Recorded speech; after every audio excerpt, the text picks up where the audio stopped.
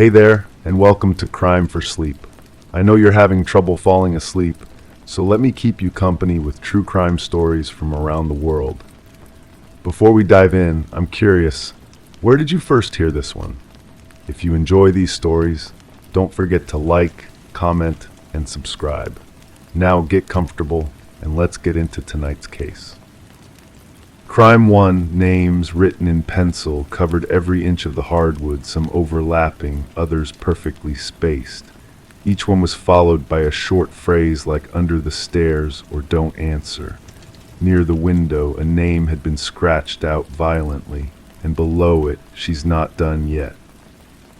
Detective Morgan Ellis had seen many disturbing crime scenes in her 15 years with the Pineville Police Department, but something about the abandoned Victorian home on Sycamore Lane made her stomach tight. It wasn't just the names scrawled across the floor of the master bedroom.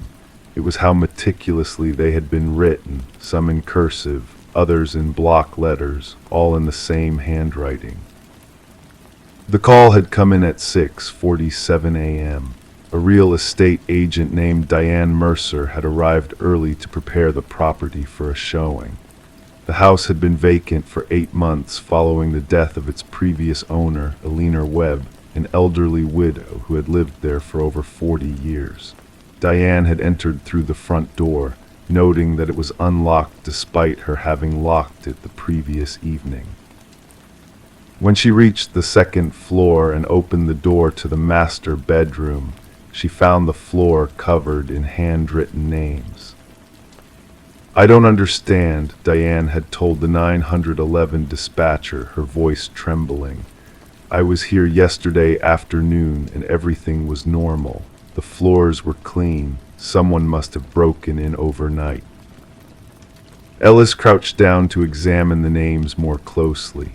There were dozens of them, maybe hundreds. Some were common: Jessica, Michael, Sarah. Others were unusual: Thaddeus, Meridian, Isolde, each accompanied by a cryptic note. "In the garden, behind the wallpaper, don't look up." "Any signs of forced entry?" Ellis asked Officer Jenkins, who was securing the perimeter. "None that we can find," Jenkins replied. "Either they had a key or the agent forgot to lock up." Diane Mercer stood in the hallway, arms crossed tightly over her chest. "I didn't forget," she insisted. "I always double-check. This house already has a reputation for being hard to sell. The last thing I needed was vandalism." Ellis nodded sympathetically. "Did Ms. Webb have any family who might still have keys to the property?" "Just a niece in Seattle, Rebecca something. She inherited the house but didn't want it. That's why it's been sitting empty." Ellis made a note to contact the niece. "And what can you tell me about Eleanor Webb?" Diane shifted uncomfortably. "Not much. She kept to herself. Neighbors said she was eccentric, always watching from the windows, rarely leaving except to tend her garden. Some kids in the neighborhood thought she was a witch." She laughed nervously. "Small town gossip, you know." But small towns had long memories, and Ellis had grown up in Pineville. She remembered the whispers about the strange old woman on Sycamore Lane, how children would dare each other to knock on her door on Halloween, how pets would go missing in her neighborhood. "I'm going to need to take a closer look at the property," Ellis told Diane, "and I'll need contact information for that niece."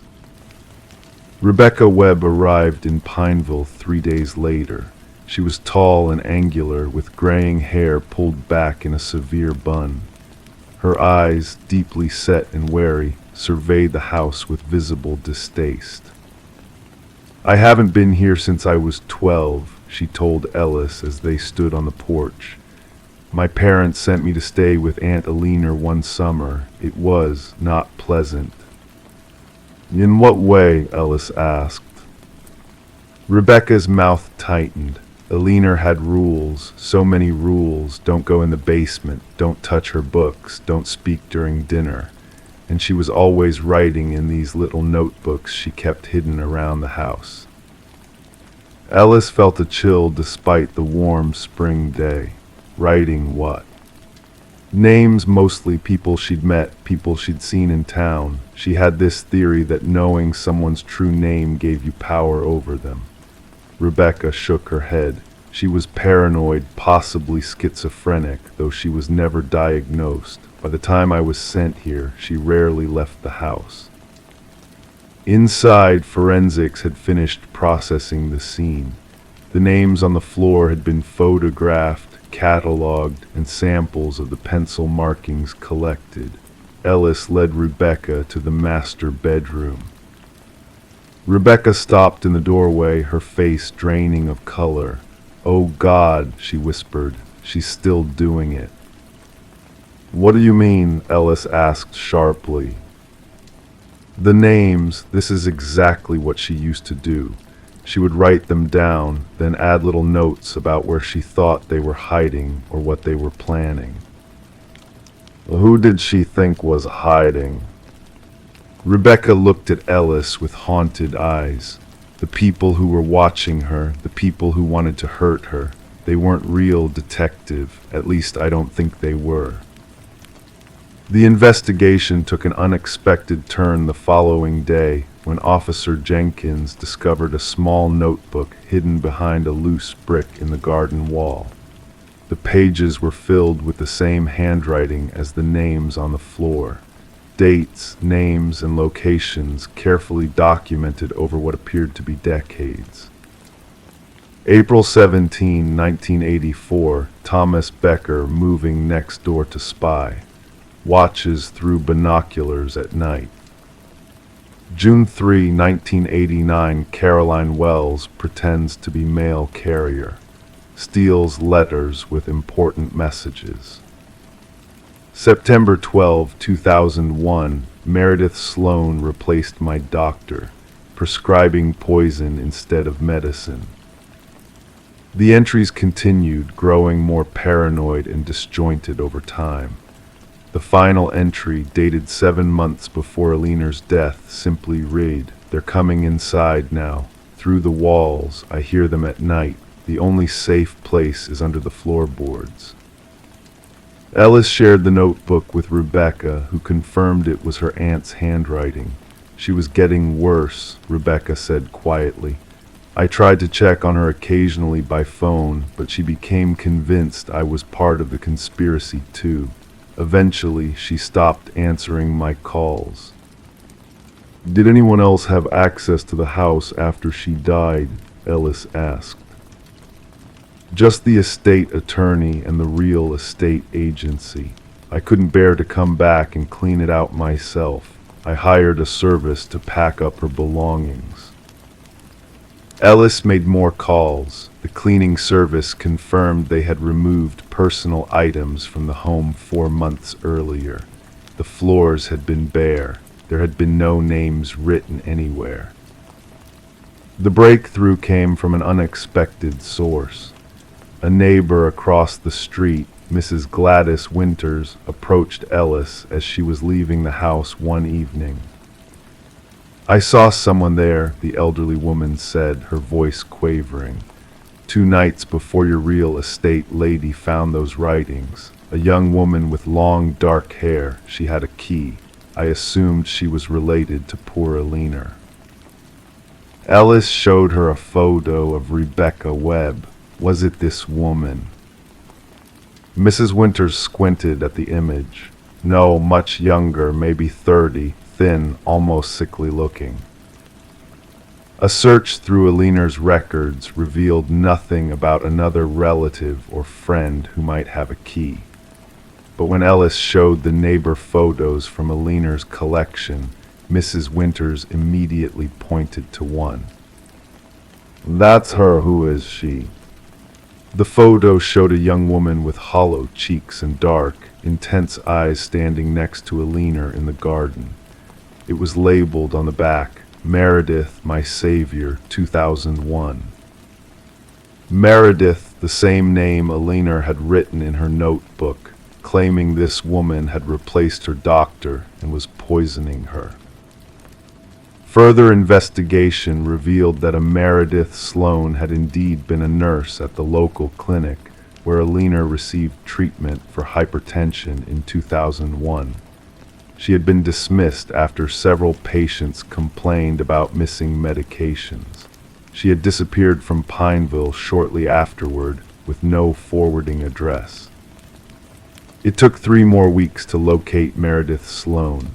She had changed her name twice and moved across 3 states, but she had recently returned to a town just 30 miles from Pineville. When Ellis and 2 officers arrived at her apartment, they found the walls covered in newspaper clippings about Alina Webb's death and real estate listings for the house on Sycamore Lane. On her kitchen table sat a single key and several pencil stubs, worn down to nubs. Meredith offered no resistance during the arrest. She spoke calmly, almost serenely, as if explaining something perfectly reasonable. Alina understood, she told Ellis during the interrogation. She knew they were watching, all those people pretending to be neighbors, friends, doctors. I was the only one who believed her. I was protecting her. By poisoning her medication, Ellis asked. Meredith's face hardened. Small doses, just enough to prove to her that she was right, that her doctor couldn't be trusted. And the names on the floor. Her work wasn't finished, Meredith whispered. She kept lists of all of them, the watchers. I had to make sure people knew, before the house was sold, before they erased her. Ellis leaned forward. The last name, the one that was scratched out by the window. Whose was it? Meredith's lips curved into a slow smile. Mine, she said softly. Alina realized at the end that I was one of them too, but she was wrong about that. I was helping her. I'm still helping her. Meredith Sloan was charged with breaking and entering, and eventually with contributing to Alina Webb's death through medication tampering. Psychiatric evaluation revealed severe delusional disorder with paranoid features, possibly influenced by her relationship with the equally troubled Alina. The house on Sycamore Lane remained unsold. Despite professional cleaning, new floors, and fresh paint, potential buyers reported feeling watched, hearing whispers from empty rooms, finding pencil marks appearing mysteriously on walls overnight. Rebecca Webb eventually had the house demolished, the land left vacant, but locals still claim that on quiet nights you can hear the scratch of pencil on wood, names being written, warnings being left for those who know how to listen. And Detective Ellis keeps the case file in her desk drawer, occasionally reviewing the photographs of those names spread across the floor. Sometimes she finds herself checking the addresses, following up on the cryptic notes. Under the stairs, behind the wallpaper, don't look up. Just to be sure. Because in the smallest corner of her mind, a question lingers that she can never quite dismiss. What if Alina Webb wasn't delusional after all? Crime 2, it wasn't hidden, just sitting there, rusted and sealed with wire. They cut it open expecting tools or trash. Instead, they found fingernails, dozens all painted red. On the inside of the lid, written in lipstick, he said they grow back. The property at 1428 Westlake Drive had been vacant for almost 18 months. A modest 3-bedroom ranch home in Chester County, Pennsylvania, built in the 1970s with faded yellow siding and a cracked concrete driveway. Nothing about the house suggested anything unusual. Nothing except the stories neighbors told about the woman who had lived there. Diane Mercer was 46 when she disappeared in February 2019. She had lived in the house for 12 years, the last 8 of them alone after her divorce. Neighbors described her as polite but reserved, the kind of person who would wave from her driveway but rarely stop to chat. She worked as a dental assistant at a local clinic, drove a beige Honda Civic, and kept her lawn neatly trimmed year-round. She was just ordinary, recalled Martha Simmons, who lived across the street, but there was something about her eyes, like she was always watching for something that might happen. According to employment records, Diane had missed 3 consecutive shifts before her supervisor reported her absence to local police. When officers performed a welfare check on February 18th, they found no signs of forced entry. Her car was in the garage. The house was undisturbed. The mail had accumulated in the box for several days. Inside, they found half a cup of coffee on the kitchen counter, cold and partially consumed. The television was on, volume low, tuned to a home renovation show. Diane's purse containing her wallet, ID, and credit card sat untouched on the hall table. Her cell phone was found plugged into its charger beside her bed. The sheets were pulled back as if she had just gotten up. In the bathroom, a toothbrush with dried toothpaste lay next to the sink. It was like she just evaporated mid-morning, Detective Thomas Reeves would later tell reporters. People don't just vanish without taking anything, not unless something made them. The investigation remained active but yielded few results. Diane had no known enemies. Her ex-husband David had remarried and moved to Arizona 3 years earlier. Phone records showed no unusual calls. Security footage from nearby businesses revealed nothing suspicious. The case gradually cooled, becoming one of the hundreds of unexplained disappearances that haunt small-town police departments across America. Then came the foreclosure. In August 2020, after 18 months of mortgage payments in default, the bank took possession of the property. They contracted Northeast Property Management to clean and prepare the house for sale. This is when Jeremy Hollies and his assistant Casey Mitchell arrived to inspect the house. Most of these foreclosure cleanouts are the same, Jeremy explained. You find some junk, maybe some forgotten clothes. Sometimes there's water damage if the heat got shut off in winter, but nothing prepares you for finding something like that. The pair had already cleared the main floor and were working their way through the basement.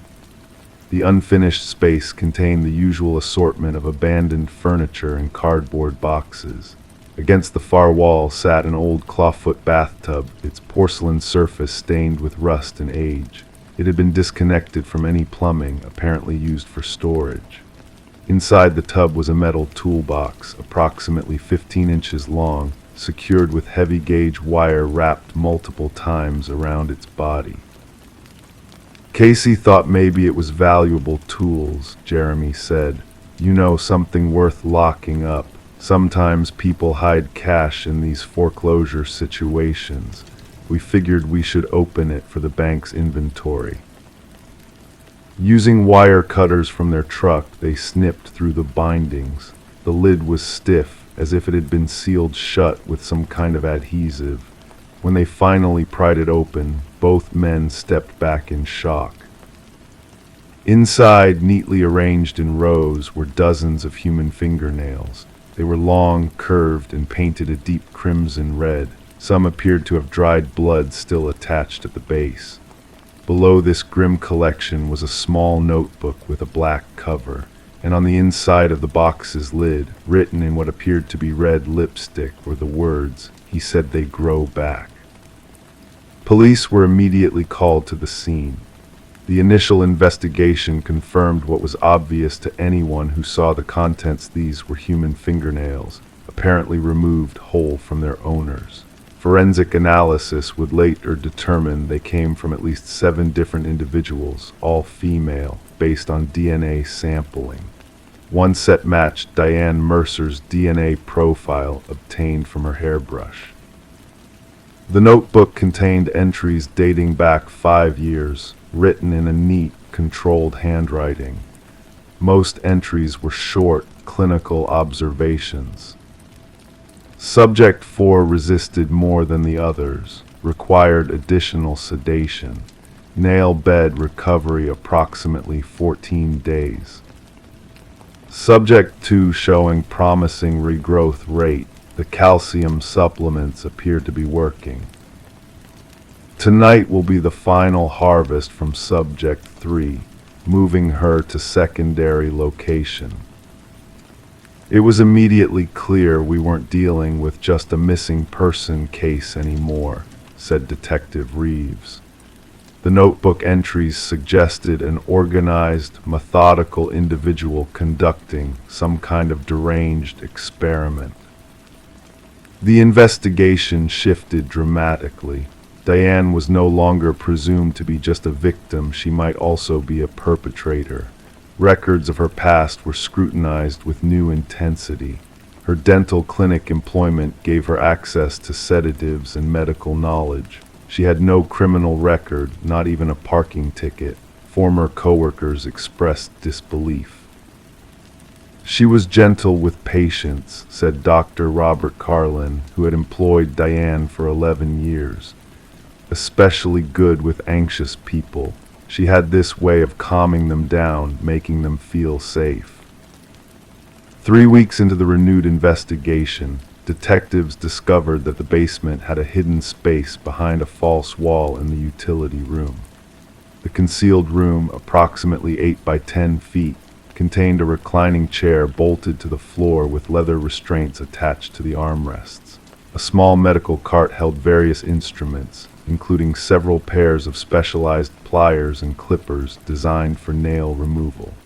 A refrigerator contained vials of lidocaine and other local anesthetics. The walls were soundproofed with acoustic foam panels. A digital camera on a tripod was positioned to record the chair. Several external hard drives were found containing video files, each labeled with dates and subject numbers corresponding to entries in the notebook. What troubled us most was the level of organization, Detective Reeves explained. This wasn't impulsive behavior. This was calculated, planned, refined over time. And yet we had no reports of victims matching this specific form of trauma. Whoever these women were, they weren't reporting their experiences to authorities. The investigation expanded to include missing persons cases throughout the tri-state area. 6 women were identified as possible victims based on the timeline established from the notebook. All had disappeared under circumstances similar to Diane's own, vanishing, few signs of struggle, personal belongings left behind, no apparent motive. Then came a breakthrough from an unexpected source. David Mercer, Diane's ex-husband, contacted police after seeing news reports about the discovery. During their marriage counseling sessions years earlier, he revealed Diane had disclosed a childhood trauma. At age 9, she had been punished by an aunt who would systematically remove her fingernails as discipline, telling the young girl, "Don't worry, they grow back." "I always thought it was just a story," David told investigators. "Something she made up to explain why she was so particular about her nails. She always kept them perfect, wouldn't let anyone touch them." Police now theorized that Diane had either become a perpetrator, recreating her trauma on others, or had fabricated the entire scene before disappearing. The hard drives and videos became central to the investigation. The first video file showed a woman who appeared to be in her 30s, unconscious in the chair. As the camera recorded, a figure moved into frame wearing surgical gloves and a face mask. Only the eyes were visible, eyes that matched photographs of Diane Mercer. The figure methodically removed the woman's fingernails one by one, applying something to the nail beds afterward. But the most disturbing aspect wasn't the procedure itself. It was what happened next. The masked figure leaned down and whispered to the unconscious woman, "You'll be okay. They grow back, and when they do, I'll come find you again." As investigators reviewed more files, a pattern emerged. Women would be sedated, their nails removed, then apparently released somewhere. Later videos showed the same women months later with regrown nails. The cycle would repeat. In each case, the perpetrator documented the rate of regrowth, the health of the nail bed, and any variations in technique that improved results. This wasn't about causing permanent harm, said forensic psychologist Dr. Elaine Harper, who consulted on the case. This was about creating a renewable resource. These women were being farmed for their fingernails in a cycle of trauma that could theoretically continue indefinitely. The search for Diane Mercer intensified. Analysis of her financial records revealed small cash withdrawals in the months leading up to her disappearance, totaling approximately $12,000. Her passport was unaccounted for. Border crossing records were checked without success. Then 13 months after the discovery of the toolbox, a 911 call came from a motel outside Portland, Oregon.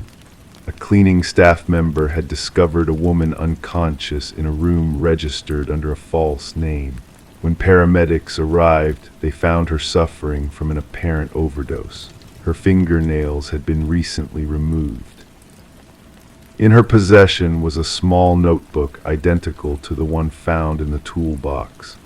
Inside were new entries, continuing the meticulous documentation of subjects and their nail regrowth patterns. The woman was identified as Diane Mercer. Hospital staff reported that as Diane regained consciousness, she repeatedly murmured the same phrase, "They always grow back. He promised they would grow back." As of today, Diane Mercer remains in psychiatric care, deemed unfit to stand trial. The investigation to identify all her victims continues. Of the 7 DNA profiles identified from the fingernail collection, only 3 have been matched to known individuals. The others remain anonymous, perhaps unaware that they were part of a cycle of trauma born from Diane's own childhood experiences. The house on Westlake Drive was eventually sold to a young couple who renovated it completely, unaware of its history, until neighbors told them the story. The bathtub was removed and destroyed. The hidden room was converted into a wine cellar. But sometimes, late at night, the new owners say they can hear faint scratching sounds coming from the basement walls, like fingernails slowly growing back. Crime 3, everything else reflected perfectly, but the ceiling in the mirror was pitch black, endless. Sometimes movement flickered in the dark above, shadows shifting just out of reach. One night, the ceiling in the mirror dropped slightly lower, and something inside it reached down. Sarah Novick moved to Millfield, Ohio in the spring of 2018. At 32, she was starting over, a new town, a new job as a high school art teacher, and a small one-bedroom apartment that felt like her own after years of sharing spaces with roommates in Chicago. The apartment was in an older building on Willow Street, built in the 1940s, with high ceilings and large windows that filled the space with light. It was perfect for her fresh start. Sarah was quiet by nature. Her colleagues described her as thoughtful, sometimes lost in her own world. Her students appreciated her gentle guidance and her ability to see potential in their work. She had a routine that rarely varied, teaching during the day, sketching in the evenings, calling her mother every Sunday. Once a month, she would drive to Columbus to visit her sister, Megan, and her 2 young nephews. The antique floor mirror was Sarah's first significant purchase for her new home. She found it at an estate sale just outside Millfield, an ornate Victorian piece with a mahogany frame and glass that had the slightest amber tint of age. The elderly woman running the sale told Sarah the mirror had been in her family for generations. "It's seen a lot," the woman had said, her eyes distant. Sarah remembered feeling a strange moment of connection with the object, as if it was waiting for her. She placed the mirror against the wall in her bedroom, angled so she could see herself from her bed. The first few weeks passed without incident. Sarah settled into her teaching position, made a few acquaintances at work, and began to feel at home in her apartment.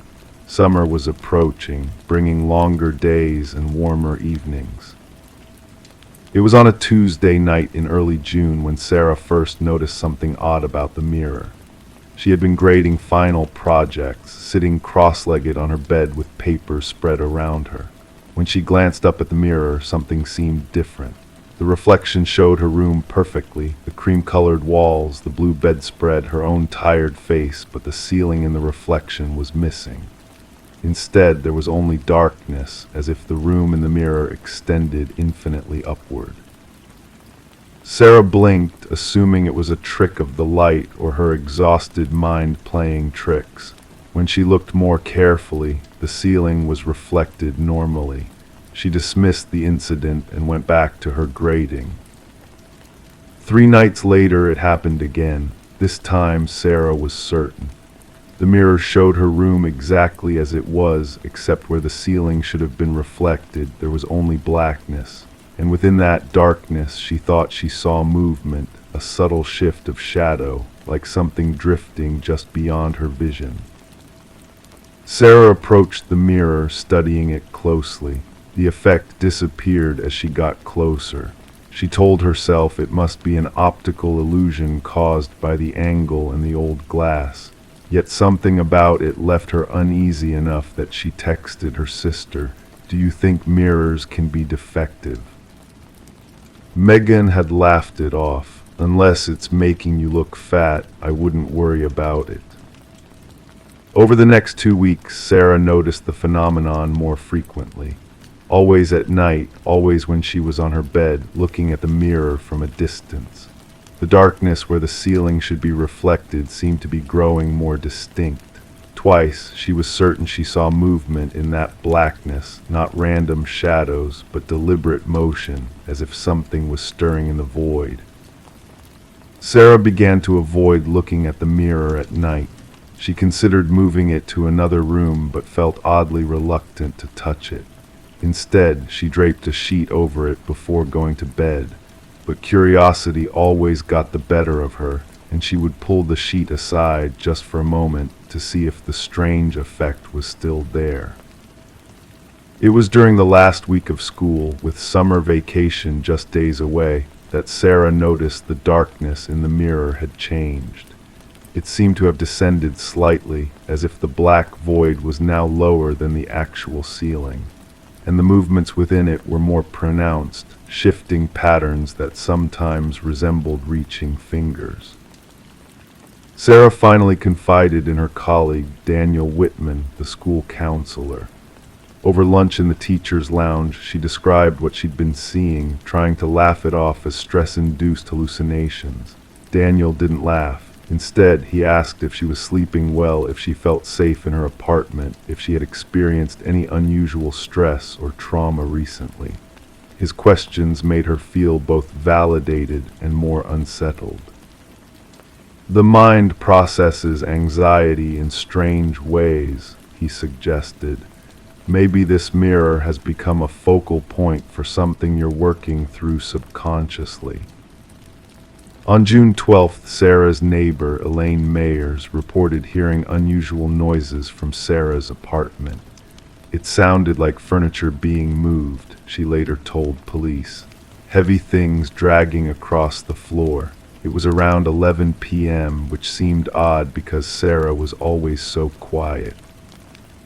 The next morning, Sarah didn't show up for the end-of-year faculty meeting. Calls to her cell phone went straight to voicemail. Daniel, concerned after their conversation the previous day, drove to her apartment during his lunch break. He knocked repeatedly, then convinced the building manager to let him in for a wellness check. The apartment was undisturbed. Sarah's bed was made, her sketchbook open on the nightstand. Her phone was charging on the kitchen counter, and her car keys were in the dish by the door. The only thing out of place was the antique mirror, which had been moved from the bedroom to the center of the living room floor, face up, reflecting the ceiling. Sarah Novick was gone. The initial police investigation treated Sarah's disappearance as a potential runaway case. They noted no signs of forced entry, no evidence of a struggle. Her bank account showed no unusual activity. Her car remained in the apartment parking lot. The building had no security cameras, and none of the neighbors reported seeing anyone unusual entering or leaving the building. Detective Marcus Reynolds was assigned to the case. A 20-year veteran of the Millfield Police Department, Reynolds had seen his share of missing persons cases, but something about Sarah's disappearance troubled him from the start. It was too klein, he would later say in interviews. People don't just vanish without a trace. They leave threads behind, and those threads tell a story. The first thread Reynolds found was in Sarah's sketchbook. The most recent pages contained dozens of drawings of her bedroom mirror, but with progressively darker shadows emerging from the top. The final sketch showed elongated, finger-like shapes reaching down from the darkness. On the page, Sarah had written a single question: what does it want? Reynolds interviewed Sarah's sister, Megan, who shared the text messages about the defective mirror. He spoke to Daniel about their conversation regarding Sarah's increasing anxiety about the mirror. He even tracked down the elderly woman who had sold Sarah the mirror at the estate sale. Florence Wilson was 93 and living in a nursing home outside Columbus. When Reynolds showed her a photo of the mirror, her reaction was visceral. "That's Margaret's mirror," she whispered, her hands trembling. "It should have been buried with her." Reynolds learned that the mirror had belonged to Florence's great-aunt, Margaret Wilson, who had died in 1952 under mysterious circumstances. According to family legend, Margaret had become obsessed with the mirror in the months before her death, claiming something was living in the reflection. She was found dead in her bedroom, the mirror lying face up beside her bed. The coroner had ruled it natural causes, heart failure, but family rumors persisted that something more sinister had occurred. "They should have destroyed that mirror," Florence told Reynolds. "Some things hold on to darkness." By July, the investigation had stalled. Reynolds kept the case open, convinced there was a rational explanation for Sarah's disappearance. He had the mirror examined by forensic specialists who found nothing unusual beyond its age. No fingerprints other than Sarah's were found in the apartment. In August, Megan received a package containing Sarah's necklace, a small silver pendant their mother had given her for her 30th birthday. There was no return address, no note. The postmark was from Millfield. Reynolds organized a second, more thorough search of Sarah's apartment and the surrounding areas, but nothing new emerged. Then in September, 3 months after Sarah vanished, something unexpected happened. Elaine Mayers, the neighbor who had reported strange noises the night before Sarah disappeared, contacted Reynolds with new information. She had been going through photos on her phone and found something disturbing. The night before Sarah disappeared, Elaine had taken a selfie in her apartment to send to her daughter. In the background of the image, visible through Elaine's open door, was a partial view of the hallway, and there, just at the edge of the frame, was what appeared to be a tall, thin figure standing outside Sarah's door. The figure was blurry, its features indistinct, but it seemed unnaturally elongated, as if stretched. "I don't remember seeing anyone in the hall when I took that picture," Elaine insisted. "I would have noticed someone standing there." Reynolds had the image analyzed. The experts concluded that while something was indeed visible in the hallway, the The quality of the image made it impossible to determine if it was a person or simply a shadow or artifact in the photo. The case of Sarah Novak remains officially unsolved. Her apartment was eventually cleared out, her possessions placed in storage by her sister. The mirror was taken as evidence by the Millfield Police Department, where it remains in their evidence locker to this day. Occasionally, officers claim to see strange reflections in it, never when looking directly, only from the corner of their eye. Some swear the ceiling above it never quite appears in the reflection, no matter the angle. These stories are dismissed as station house folklore, the kind of tales that grow around unsolved mysteries. 5 years after Sarah's disappearance, in 2023, an anonymous letter arrived at the Millfield Police Department addressed to Detective Reynolds, who had since retired. The letter contained only a single sentence. It reaches down, but you have to look up to see it. The letter was written on a piece of paper torn from a sketchbook, in handwriting that experts could neither confirm nor rule out as Sarah Novak's. Sarah's case has joined the long list of unexplained disappearances that haunt small towns across America, cases where people simply vanish, leaving behind more questions than answers. Some in Millfield claim to have seen a woman resembling Sarah walking alone at night, always near buildings with large windows or reflective surfaces. Others insist they've seen her reflection in store windows or car mirrors, even when no one is standing there to cast it. The truth about what happened to Sarah Novak on that June night may never be known, but in Millfield, Ohio, many residents now cover their mirrors at night just to be safe. Crime 4, no baby, no bedding, just a voice recorder looped on playback.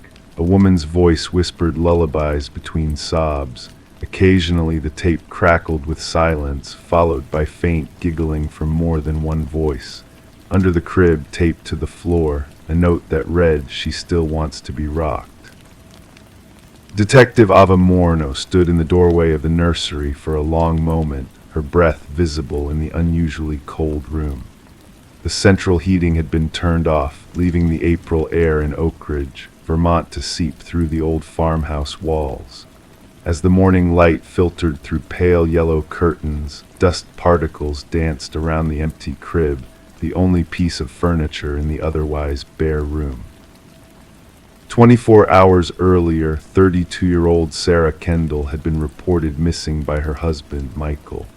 Their 10-month-old daughter, Emma, was nowhere to be found.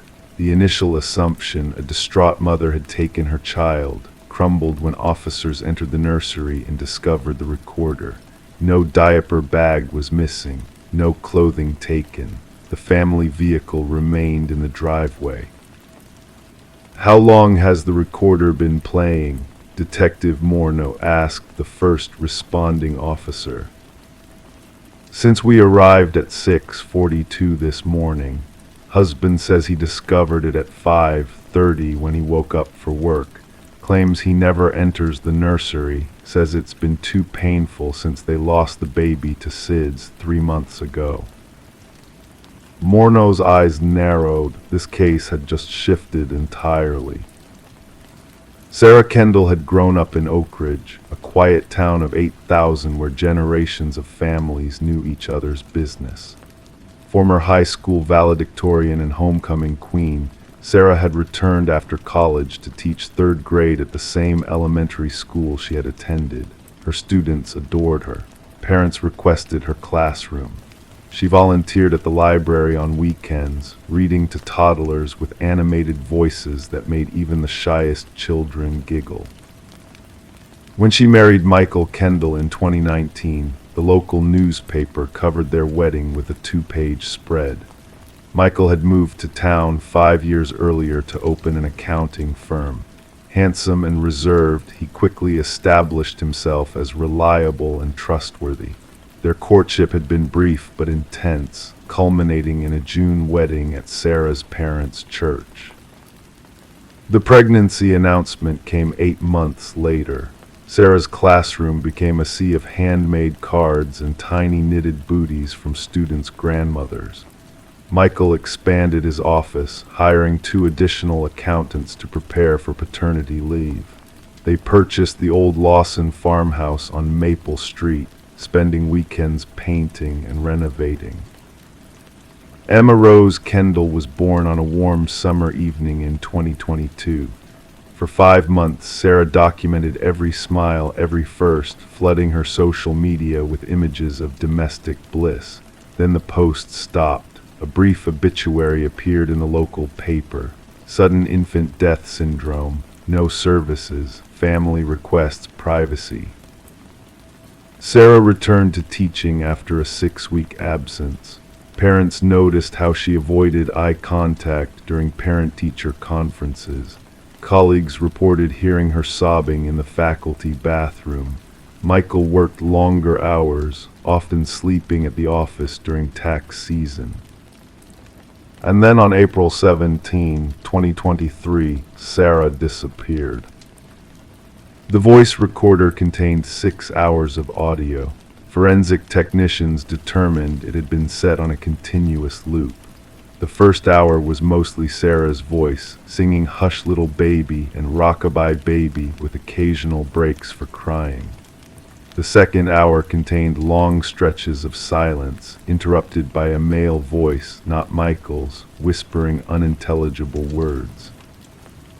The third hour featured a conversation between Sarah and an unidentified woman, discussing feeding schedules and sleep training as if Emma were still alive.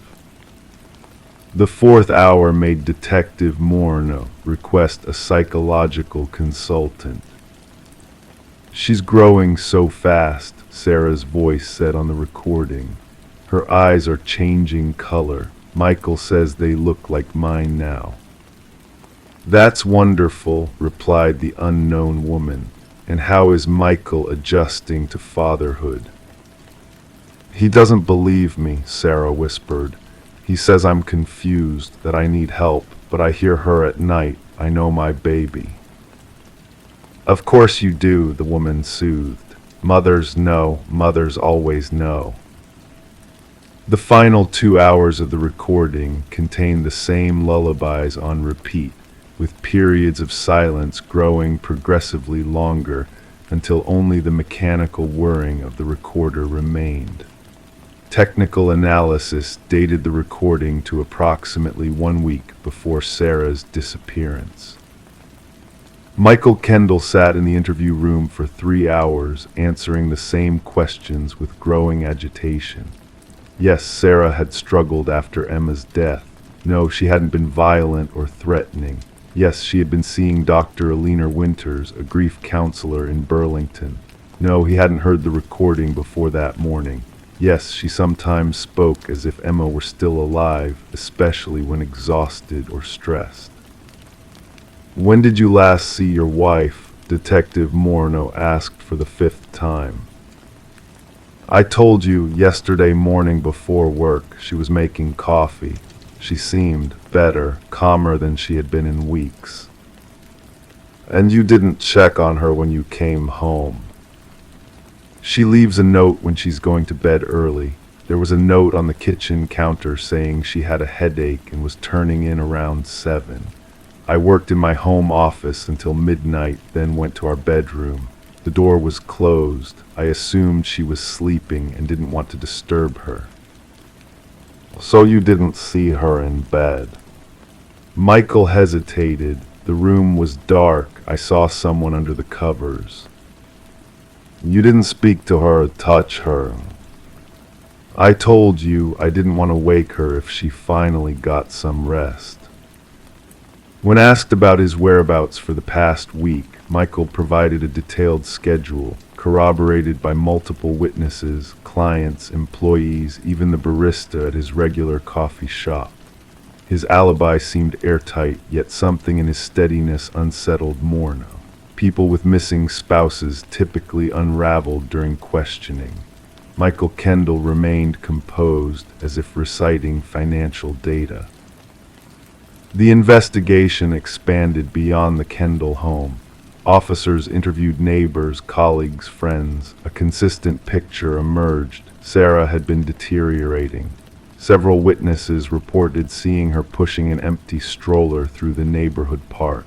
Her principal had suggested a leave of absence after Sarah brought baby toys to school, placing them on her desk during lessons. Dr. Alina Winters initially refused to discuss Sarah's treatment, citing confidentiality. When presented with a warrant, she reluctantly revealed that Sarah had been experiencing complicated grief, sometimes manifesting as denial and occasional dissociative episodes. She believed Emma was communicating with her, Dr. Winters explained, not in a supernatural way, but in the sense that she couldn't accept the finality of death. She reported hearing crying at night, finding toys moved around the nursery. Did she mention anyone else being involved in these experiences? Morneau asked. Dr. Winters hesitated. In our last session, she mentioned a support group, mothers who had lost children. She said they understood her in ways Michael couldn't. Did she provide names? Just one, a woman named Cassandra who supposedly lost twins to SIDS 5 years ago. Sarah said Cassandra believed her about Emma still being present somehow. A search through county records found no reported infant deaths matching that description within the past decade. On day 3 of the investigation, officers canvassing the area discovered something unusual at the abandoned Whitaker property, 2 miles from the Kendall home.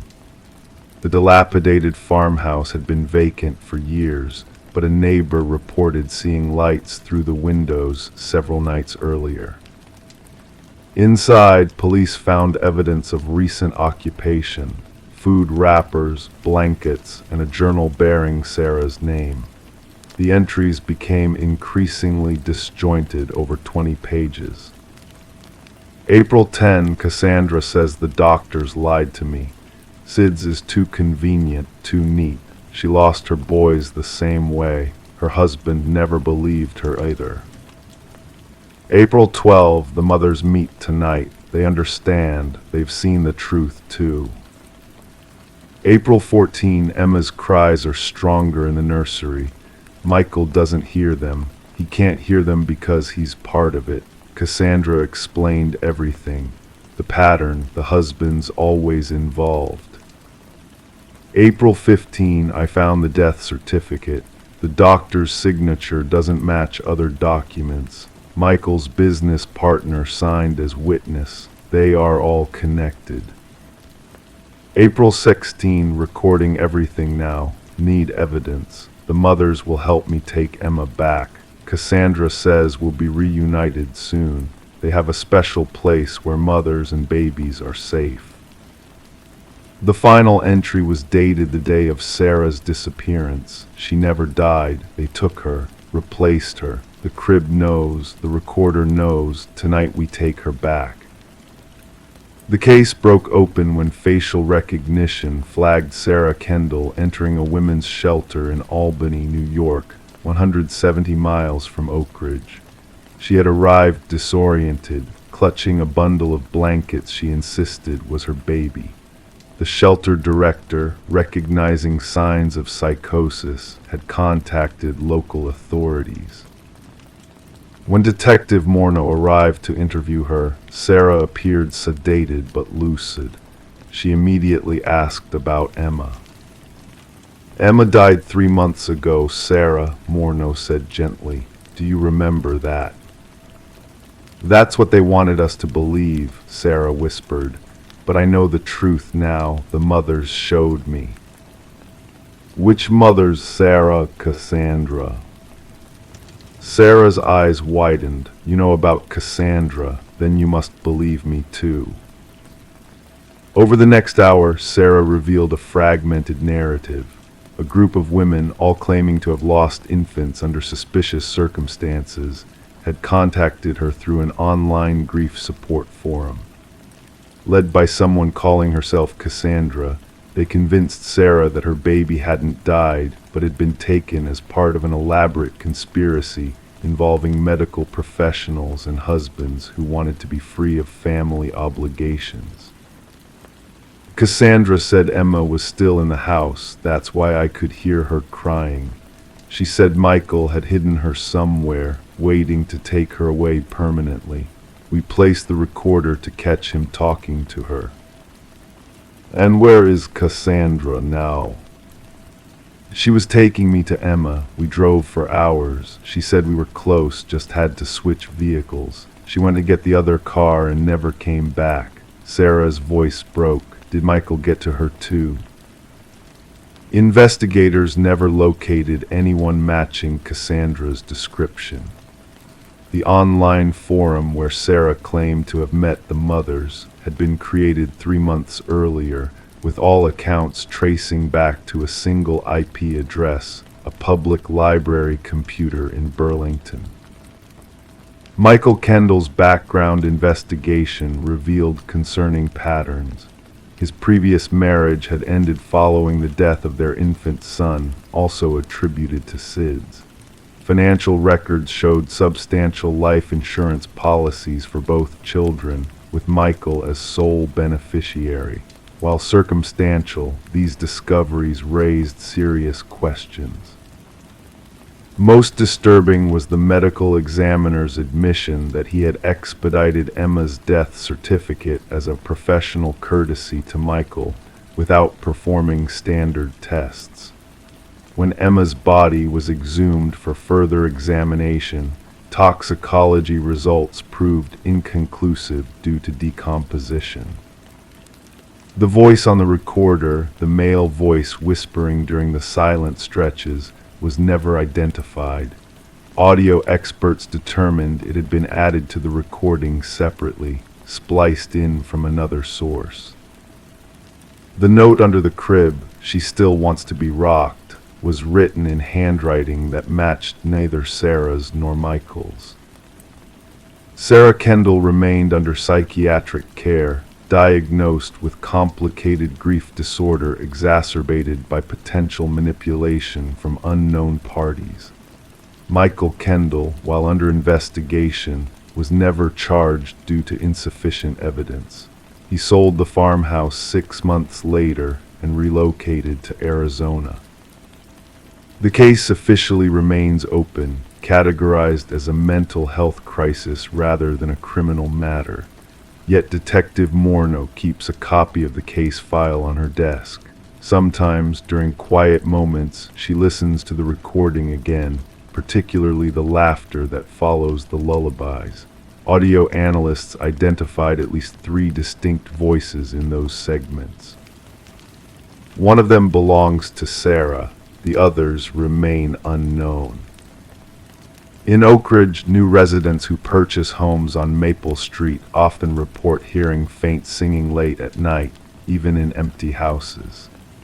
Local children warn each other to stay away from the old Kendall place, claiming if you listen carefully near the upstairs windows, you can hear a woman counting to 3 over and over, waiting for something or someone to appear. But perhaps most unsettling is what Detective Morneau discovered 6 months after the case went cold. Records of 3 other cases across New England, all involving mothers who lost infants to SIDS, all who disappeared briefly before being found in confused states, all mentioning a woman named Cassandra who promised to reunite them with children they believed were still alive. And in each case, the husbands had taken out substantial life insurance policies just weeks before the babies died. Crime 5 stacked tight like padding, each one stained, some cut open and restitched. When they pulled them away, the concrete behind was covered in tally marks, dozens of groups, each labeled with a date and a name. In the very center, in red, she only hears the quiet ones. The house on Maplewood Drive had always seemed unremarkable. 2 stories of faded yellow siding, black shutters hanging slightly crooked, and a small porch where an empty rocking chair swayed gently in the Missouri breeze. For 14 years, Alina Mercer lived alone in this house, rarely seen by neighbors except when she tended to her immaculate front garden or collected her mail precisely at 4:15 each afternoon. She was polite but distant, recalled Martha Weinwright, who lived across the street. Always wore these pale blue cardigans, even in summer. Had this way of tilting her head when she listened to you, like she was trying to hear something else at the same time. Alina had moved to Springfield in 2008, telling those who asked that she was a retired librarian from Minneapolis. Her background checks came back clean. She paid her property taxes on time. She donated modest sums to the local animal shelter every Christmas. Nothing about her suggested anything but a quiet, perhaps lonely existence. Detective James Conroy first entered Alina's home on October 17, 2022, responding to what should have been a routine wellness check. Her garden had grown wild over the summer. Her mailbox was overflowing. The neighbor who called it in, a young mother named Tessa Bryant, had noticed the porch light staying on for 3 consecutive days and nights. "The smell hit me first," Conroy would later testify. "Not decomposition, which I was expecting. It was bleach, industrial strength, so much that my eyes watered instantly." The first floor revealed nothing unusual except for its pristine condition. Everything was meticulously organized, books alphabetized, pantry items arranged by height, even the hangers in the closet spaced exactly 1 inch apart. A half-filled cup of tea sat on the kitchen counter, a thin film of mold floating on its surface. The calendar on the wall was still turned to July. It wasn't until Conroy ventured down the narrow basement stairs that the first incongruity appeared. The basement door had 6 locks, 3 deadbolts, 2 chains, and a sliding bar, all installed on the outside. I remember thinking it was odd that someone living alone would need to lock a basement door from the outside, said Conroy. But I've seen people do strange things when they live by themselves for too long. Some develop rituals, security obsessions. I didn't immediately assume the worst. The basement itself was divided into 2 sections. The first was a standard utility area, washer, dryer, water heater, shelves lined with canned goods and emergency supplies. A workbench stood against one wall, holding neatly arranged tools, each hanging from its own labeled hook. Everything suggested practicality and order. But beyond this normal space, partially hidden behind a makeshift wall of stacked filing cabinets, was another room, a room where the walls were lined with mattresses. 13 of them, propped vertically and secured with industrial-strength zip ties to metal brackets in the wall. They created a soundproof barrier around a space roughly 10 feet by 12. When we removed the first mattress, recalled Officer Dana Williams, who assisted Conroy that day, I noticed the stitching along one side wasn't factory-made. Someone had cut it open and sewn it back up multiple times. The same was true for most of them. Inside this insulated room was a single metal bed frame with no mattress, just bare springs, a bucket in the corner, a small desk bolted to the floor, and most disturbingly, hundreds of tally marks etched into the concrete walls behind the mattresses. The marks were grouped, 5 vertical lines crossed by a horizontal one to indicate sets of 5. Each grouping had been labeled with a name and date written in small, precise handwriting. Sarah, June 2009. Michael, November 2010. Jesse, April 2012. And on it went 27 names in total. The most recent, Amber, July 2022. No bodies were found in the house. No blood evidence. Just those names, those dates, and in the center of the main wall, that chilling message written in what lab tests would later confirm was red nail polish. She only hears the quiet ones. Alina Mercer was nowhere to be found. Her car, a 2006 silver Toyota Camry, was missing from the garage. Her bank accounts showed no activity since July 28th. Her passport remained in the fireproof safe under her bed. The investigation that followed would reveal little about Alina's past. The Minneapolis library had no record of her employment. The social security number on her mortgage application belonged to a woman who had died in 1994. The few photographs in the house showed Alina alone, never with friends or family, standing in front of generic landmarks around the country. It was like she had constructed an identity just detailed enough to avoid scrutiny, explained FBI agent Ramona Diaz, who joined the case after the third week. The question became, who was Alina Mercer really, and where were the people whose names marked those walls? The breakthrough came from an unlikely source. A local pawn shop owner recognized Alina's photograph when it appeared on the evening news.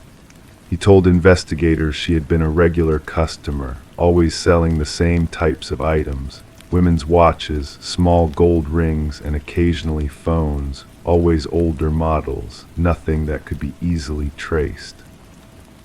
She'd come in maybe every 2 months, said the owner, Dale Matheson. Always very pleasant, never haggled over prices. Said she bought items at estate sales and resold them for small profits. I never had reason to doubt her. But when investigators cross-referenced the dates of Alina's pawn shop visits with missing persons cases within a 100-mile radius, a pattern emerged. In the week following each transaction, Alina had made large purchases of specific supplies: bleach, plastic sheeting, duct tape, and sewing kits. The first missing person connected to Alina's basement was Sarah Tillman, a 23-year-old graduate student who disappeared while walking home from a campus library in June 2009. Her name matched the first tally group on the wall. Her parents identified a watch sold to Matheson's pawn shop as belonging to their daughter, a graduation gift with a distinctive engraving. We always thought we would find her, Sarah's mother told reporters, her voice barely above a whisper, but not like this, not as a mark on someone's wall. As investigators dug deeper, they found tenuous connections between Alina and several of the names.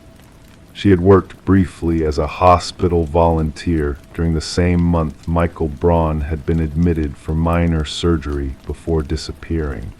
She had attended the same church as Jesse Foster for a brief period in 2012. But the most disturbing discovery came when police found Alina's journal hidden in a hollowed-out section of the basement stairs. The entries were sparse but revealing. April 3, 2012, Jessie talks too much, always about her children. 3 days now of constant chatter. The quiet will be a mercy. November 9, 2015, David fought harder than the others. Broke my wrist. The pain is worth the silence that follows.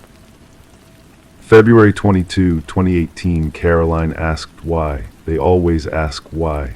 I told her the truth. Some people are meant to become silence. The final entry, dated July 30, 2022, read simply, Amber found the others. Time to find a new quiet place. The journal contained no explicit confessions of murder, no details of how victims were captured or killed. Just these cryptic reflections and occasional practical notes about soundproofing techniques and the disposal of personal effects. 6 months into the investigation, authorities had identified 21 of the 27 names as missing persons from across 3 states. Most had disappeared while alone, walking home, working late shifts, or living in isolated areas. All fit a similar profile: soft-spoken, lived alone, or spent significant time alone, few close connections who would immediately report their absence. Aliner's Toyota was eventually found abandoned at a bus station in Dallas, Texas. Security footage showed a woman matching her description boarding a bus to Laredo, but the trail went cold at the Mexican border. To this day, despite an international manhunt, Aliner Mercer remains at large. No bodies have been recovered. No crime scenes beyond the basement have been identified. Some serial offenders keep trophies, explained forensic psychologist Dr. Martin Reeves, who consulted on the case. Others take photographs. Aliner Mercer kept only marks on a wall, reducing her victims to tallies to conquered silence. The mattresses suggest she kept them alive for some period in a room designed to muffle sound. Her journal implies a pathological obsession with silence, possibly stemming from some auditory sensitivity or past trauma. The house on Maplewood Drive stands empty now, its yellow paint peeling more with each passing season. Locals cross to the opposite side of the street when walking past. Children whisper stories about the silence lady who steals people away if they talk too loudly.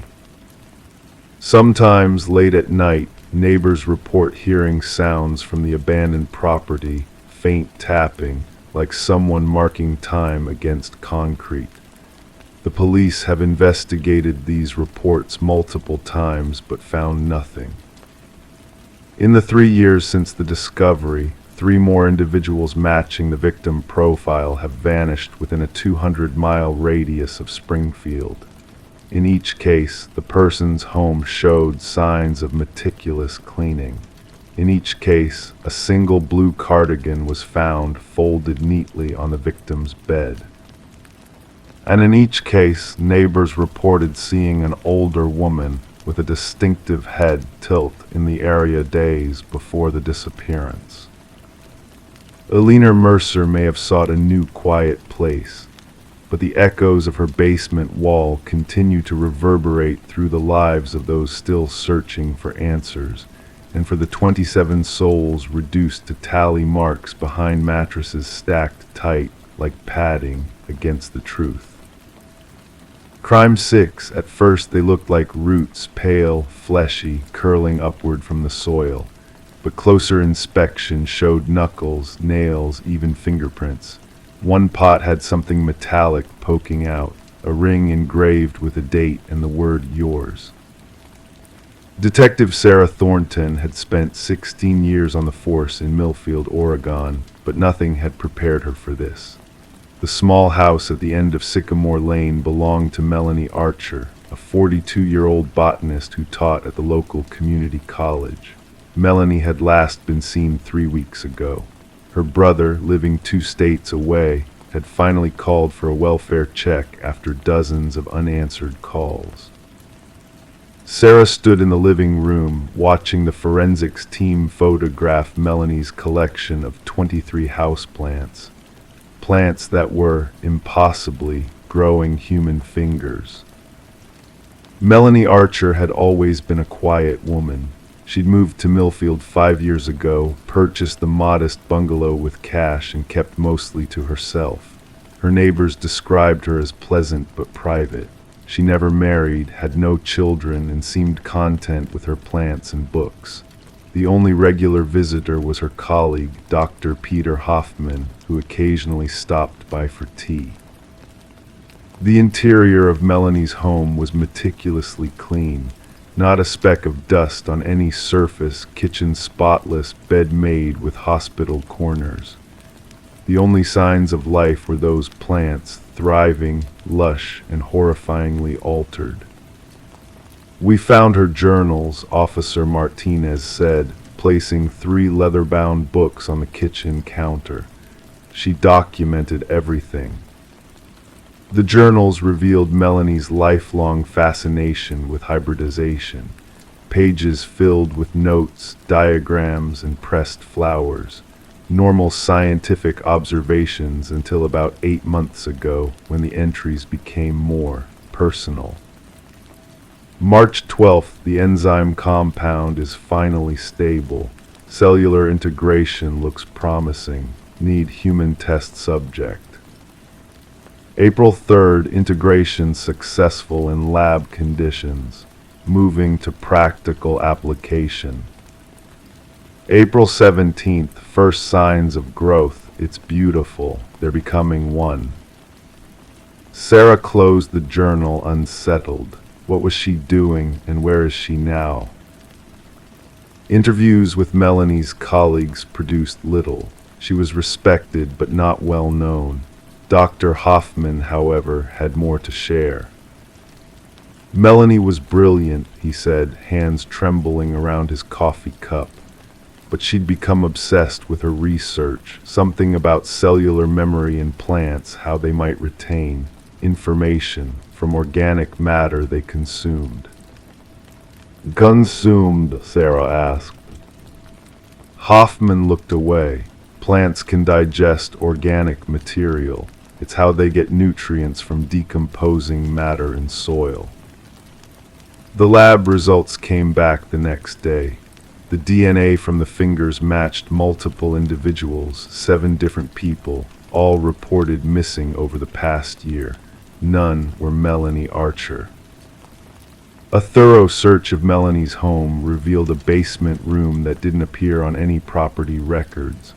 The walls were lined with shelves of chemicals and botanical specimens. A steel table dominated the center, with straps attached to its sides. Drains in the concrete floor led to a sophisticated filtration system that fed directly into the plant beds upstairs. She was feeding them, the forensic botanist explained, voice barely above a whisper. Somehow she developed a method to preserve cellular structure during decomposition. The plants didn't just consume the organic matter, they incorporated it. Those aren't just fingers growing, they're regenerating. The ring found in one of the pots belonged to Timothy Reynolds, a 28-year-old hiker who disappeared from a nearby trail 9 months ago. His was one of the DNA matches. As the investigation deepened, a pattern emerged. All 7 victims had been reported missing after visiting Millfield Community Garden, where Melanie volunteered every weekend. Security footage showed her chatting amicably with each victim shortly before their disappearances. "We need to find her," Sarah insisted, "before anyone else goes missing." They found Melanie's car abandoned at the train station. Credit card records showed no activity. Her passport remained in her desk drawer. It was as if she had simply vanished. Then came the breakthrough, a storage unit rented under Melanie's mother's maiden name. Inside, they discovered more plants, larger specimens in various stages of growth, and notebooks, dozens of them, detailing experiments dating back 20 years. Human tissue has remarkable resilience. The right conditions allow for sustained cellular activity long after clinical death. Plants are the perfect vessels. They nurture, they grow, they remember. The final entry was dated the day before Melanie disappeared. The ultimate hybridization requires complete integration. I will become the perfect host. In the back of the storage unit, they found a large terrarium. Inside was what appeared to be an exotic plant, taller than a person, with a thick central stalk and broad leaves. But as Sarah approached, she noticed something unusual about the bark-like exterior. It had a pattern similar to human fingerprints. Dr. Hoffman identified it as a rare species from South America, but heavily modified. "This isn't just grafting or gene splicing," he whispered. "This is something else entirely." DNA testing confirmed what Sarah already suspected. The plant contained Melanie's genetic material, thoroughly integrated into its cellular structure. Melanie's brother arrived to identify what little remained of his sister. He brought family photos, Melanie as a child, standing next to their mother who had died when Melanie was just 12. She was never the same after Mom died, he said, voice hollow. Mom was a botanist too, had all these theories about plant consciousness, about how they could preserve memories. When she got cancer, she became obsessed with the idea of living on through her research. Sarah studied the photograph. Melanie's mother had the same intense eyes, the same determined expression. Behind them in the photo was a greenhouse filled with plants. After Mom died, Melanie claimed she could still talk to her through the plants. I thought it was just grief, but she said Mom had found a way to preserve herself, that one day she'd perfect the process. The case gained national attention. Scientists descended on Millfield, equally horrified and fascinated by Melanie's research. The victims' families received some closure, though the recovery of remains was complicated by their transformation. The greenhouse at Millfield Community Garden was demolished. The plants from Melanie's home were contained and studied under strict protocols. All except one, the large terrarium plant that vanished from evidence lockup 3 months after Melanie's disappearance. Officer Martinez resigned shortly after. Her resignation letter cited personal reasons, but Sarah noticed something strange about the signature. The loops and curves of the handwriting seemed to form tiny leaf patterns in the ink. 2 years later, Sarah still dreams about those plants. Sometimes, in the quiet hours of night, she swears she can hear them growing, whispering. She stopped keeping houseplants. She doesn't trust what might be taking root beneath the soil. The case remains officially open. Melanie Archer is still listed as missing, presumed dead, but Sarah has her doubts. Sometimes when she visits the park that now stands where the community garden once was, she notices how unusually lush the vegetation grows, how the flowers seem to turn toward her as she passes, as if watching, waiting. And sometimes when the wind rustles through the leaves, she could swear they whisper a name, Melanie. Some nights Sarah wakes to find new potted plants on her porch, gifts from an unknown sender.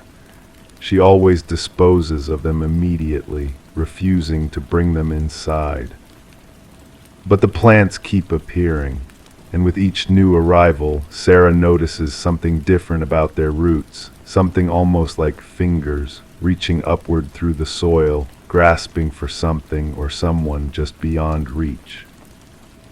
Crime 7, black strands coiled out of the drain, sticking to the sides of the basin. When they reached in to pull it free, they felt something tug back. Under the sink, the pipes had been taped with a note, "She's still attached to this place." Detective Marcus Reed had seen a lot in his 23 years with the Springfield Police Department. The quiet towns of western Massachusetts weren't known for their crime rates, but when something did happen, it tended to linger in the collective memory like a stain. This case would be one of those stains. The call had come in on a Tuesday morning in late October. A property manager named Darren Whitley had been preparing a rental house for new tenants when he discovered something unusual. The previous tenant, a woman named Evelyn Marsh, had vacated the property 3 weeks earlier, or so everyone thought. Evelyn was 34 years old when she moved to Springfield. She had grown up in Providence, Rhode Island, the only child of parents who divorced when she was 7. Former neighbors described her as quiet but pleasant, someone who kept to herself but always waved hello. After graduating from college with a degree in library science, Evelyn worked at various public libraries throughout New England before settling in Springfield 2 years ago. At the local library where she worked, Evelyn was known for her meticulous organization and soft-spoken demeanor. Her supervisor, Janet Collins, noted that Evelyn rarely socialized outside of work functions, but was dependable and thorough in her duties. She handled the children's section, Janet told Detective Reed. The kids loved her storytelling voice, so gentle, almost hypnotic. Evelyn lived alone in a modest two-bedroom house on Maple Street, a tree-lined avenue of similar homes built in the 1960s.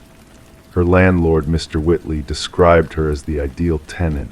Rent always paid on time, no complaints from neighbors, and she maintained the property well. The only unusual thing he mentioned was that she insisted on having her mail delivered to a P.O. box rather than the house address. According to statements from her colleagues, Evelyn had given her notice at the library in early September, explaining that she had accepted a position at a university library in Seattle. Her last day at work was September 24th, and she had a small going-away gathering with coworkers. Several people recalled her seeming distracted that day, checking her phone frequently and declining offers to help with her cross-country move. The last thing she said to me, Janet told Detective Reed, was sometimes you have to leave things behind to find yourself again. I thought it was just one of those philosophical comments people make at transitions, but now I wonder. Evelyn's lease wasn't up until October 31st, but she had arranged with Mr. Whitley to move out early, foregoing her security deposit in exchange for leaving before the end of the month. Mr. Whitley had driven by the house several times in early October and noticed that her car was gone and the curtains were drawn. Assuming she had left as planned, he waited until October 18th to enter the property and prepare it for the next tenants. What he found defied simple explanation. The house was mostly empty of furniture, as expected. Evelyn's personal belongings appeared to have been removed. The kitchen was clean, the bathroom scrubbed. Everything seemed in order until Mr. Whitley noticed water stains under the kitchen sink. When he opened the cabinet to check for leaks, he found the strange note taped to the pipe, and when he looked in the sink, he discovered the drain clogged with what appeared to be human hair. Detective Reed arrived on the scene at 10:43 a.m. He noted immediately that the house had a peculiar smell, not the stench of decay, but something chemical, almost medicinal. The kitchen sink contained dark hair, which crime scene technicians would later confirm belonged to Evelyn Marsh. The note, written in blue ink on lined paper, was placed in an evidence bag. "What's odd," Reed told his partner, Detective Sandra Chen, "is that there's no sign of forced entry, no sign of a struggle. If something happened to her, it either happened somewhere else or she knew her attacker." As they continued through the house, more puzzling details emerged. In the master bedroom, all the furniture had been removed except for a bedside table. Inside its drawer was a single photograph of a young woman who resembled Evelyn, but with shorter hair, standing next to an older man. The photo had been torn in half. In the bathroom, the medicine cabinet contained several prescription bottles. All were in Evelyn's name, but 3 different doctors had prescribed them. Sertraline for depression, lorazepam for anxiety, prazosin for nightmares. The most recent prescription had been filled just 2 days before her supposed departure date. The second bedroom had been converted into a home office. The desk was gone, but in the closet, detectives found a box containing journals dating back 5 years. The most recent entry was from September 22nd, 2 days before Evelyn's last day at work. "I saw him again today," she had written. "Standing across the street from the library. He thinks I don't recognize him with the beard, but I do. I always will. I need to leave sooner than planned. Seattle isn't far enough anymore." Detective Reed established a timeline. Evelyn had been seen by coworkers on September 24th. Her next-door neighbor reported seeing her car in the driveway on the morning of September 25th. The mail carrier confirmed delivering a package that required a signature on September 26th, which someone had signed for as E. Marsh. After that, no one reported seeing Evelyn or her car. Cell phone records showed her phone had last pinged a tower near Springfield on September 27th at 2:14 a.m. Her credit card had been used at a gas station just outside of town at 3:01 a.m. the same day. Then nothing. Despite extensive searches, Evelyn's car was not located. A check of flights departing from nearby airports showed no passenger under her name. Bus and train records similarly showed no tickets purchased by Evelyn Marsh. The investigation took an unsettling turn when Detective Chen discovered that Evelyn Marsh wasn't the woman's real name. Fingerprint analysis revealed that she was actually Rebecca Townsend, who had been reported missing from her home in Duluth, Minnesota, 7 years earlier. Rebecca had disappeared at age 27, leaving behind a husband named Daniel and a 3-year-old daughter. When contacted, Daniel Townsend expressed shock that his wife had been found, but insisted that she had abandoned their family voluntarily. She was unstable, he told Detective Reed by phone. She'd been diagnosed with delusional disorder. She convinced herself I was trying to harm her, but it was all in her head. I spent years looking for her, trying to get her help. Medical records confirmed that Rebecca had been treated for mental health issues, but her therapist's notes indicated concerns about possible domestic abuse. 2 months before her disappearance, Rebecca had visited an emergency room with bruising on her arms and neck, claiming she had fallen downstairs. The attending physician had noted his skepticism about her explanation. As the investigation continued, detectives discovered a storage unit rented under the name Evelyn Marsh. Inside was a suitcase containing clothes, $4,000 in cash, and a folder with documents for yet another identity. Sarah Wilson, complete with a social security card, driver's license, and birth certificate.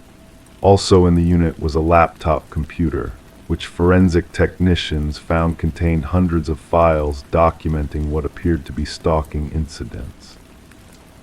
There were photographs of a man resembling Daniel Townsend in various locations around Springfield, time-stamped over the past 3 months.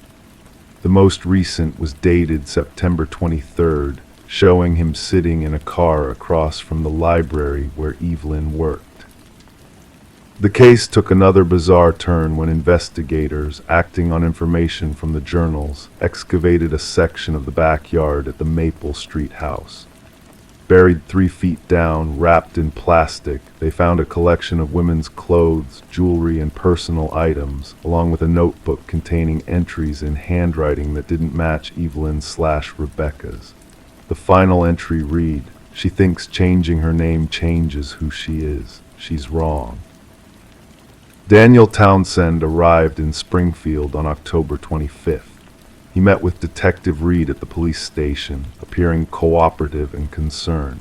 He admitted to tracking down his wife several months earlier, but insisted he only wanted to reconcile and bring her home to their daughter, now 10 years old.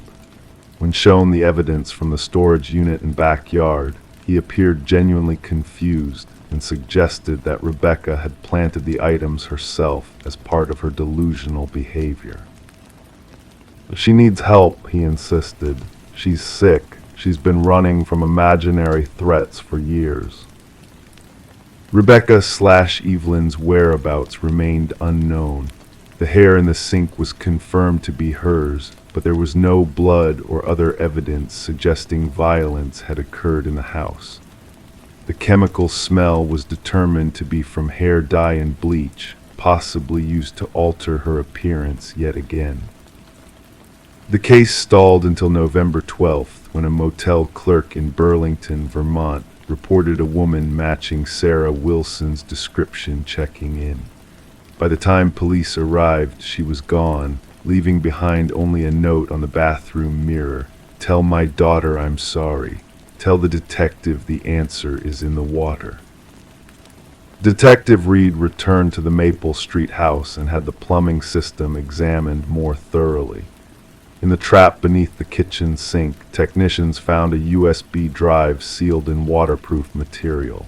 The drive contained video recordings of Daniel Townsend entering the house on September 26th using a key, searching through rooms and making a phone call in which he clearly said, "She knows I'm here. She left evidence about Edmonton. We need to move now." What happened next remains unclear. Despite extensive investigation, neither Rebecca Townsend nor Daniel Townsend has been located. The case remains open, with periodic reports of sightings across the northeastern United States and eastern Canada. The small town of Springfield continues to whisper about the woman who changed her name to escape her past, only to have it find her anyway. And in the house on Maple Street, new tenants eventually moved in, unaware of its history. But occasionally they mention to friends that sometimes, late at night, the pipes make strange sounds, almost like someone whispering, and the kitchen sink drains more slowly than it should. Crime 8, it wasn't dug with tools, just clawed out, uneven and deep. At the bottom, a chewed pacifier, a bone too long to be a child's, and a torn shirt with a name tag stitched inside. The tag read, "Property of Room 4, but the house had only 3 bedrooms. Maplewood, Minnesota isn't known for mysterious disappearances. The suburban neighborhood where Alina Hansen lived for 27 years was the kind where people still borrowed cups of sugar from neighbors and gathered for block parties in July.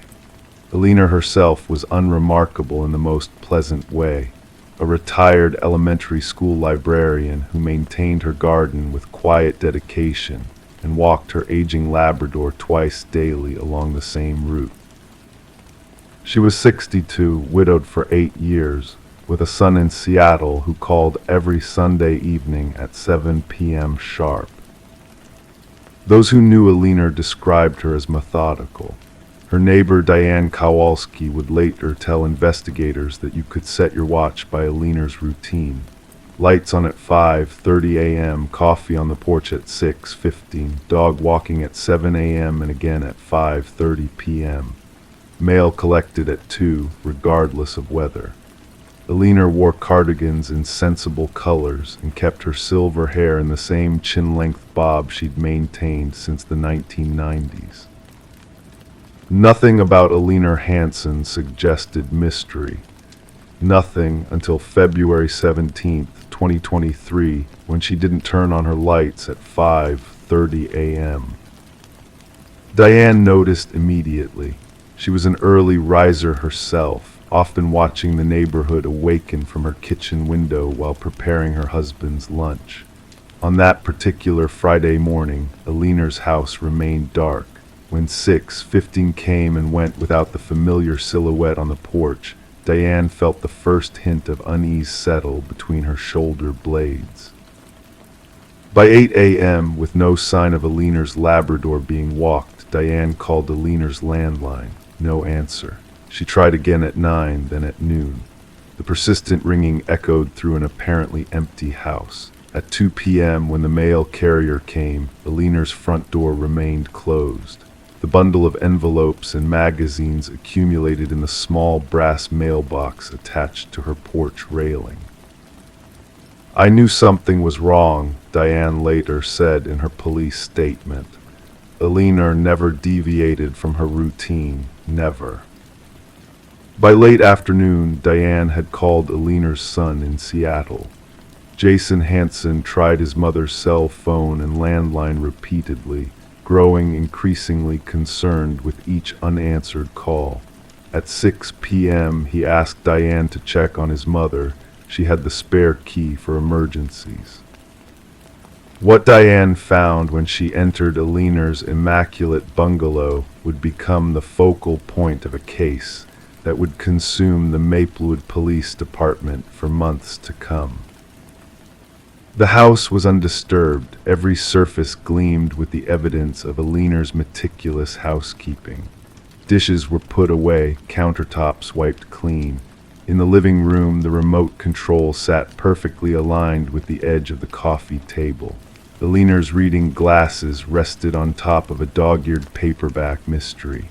The Labrador's water bowl was full, but the dog was nowhere to be found.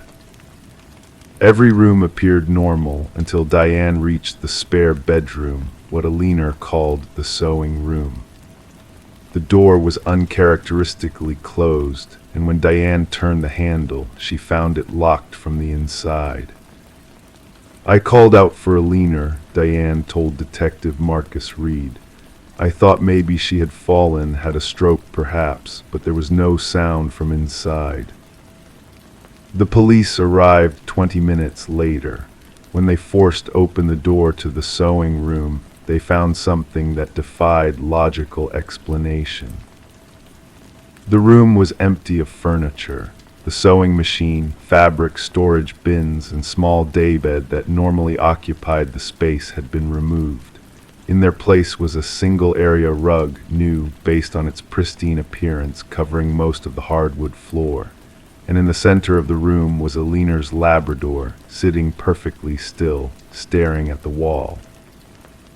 When Officer Thomas Jensen moved toward the dog, it growled, behavior completely uncharacteristic for the gentle, elderly pet.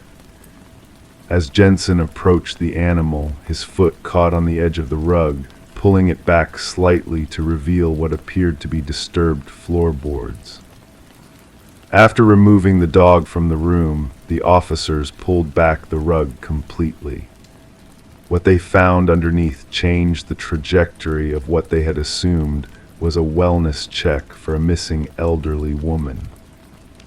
Several floorboards had been pried up and the earth beneath had been excavated, creating a shallow pit approximately 3 feet deep. The dirt appeared to have been clawed out, not dug with conventional tools. The edges of the pit were uneven, almost frantic in their execution.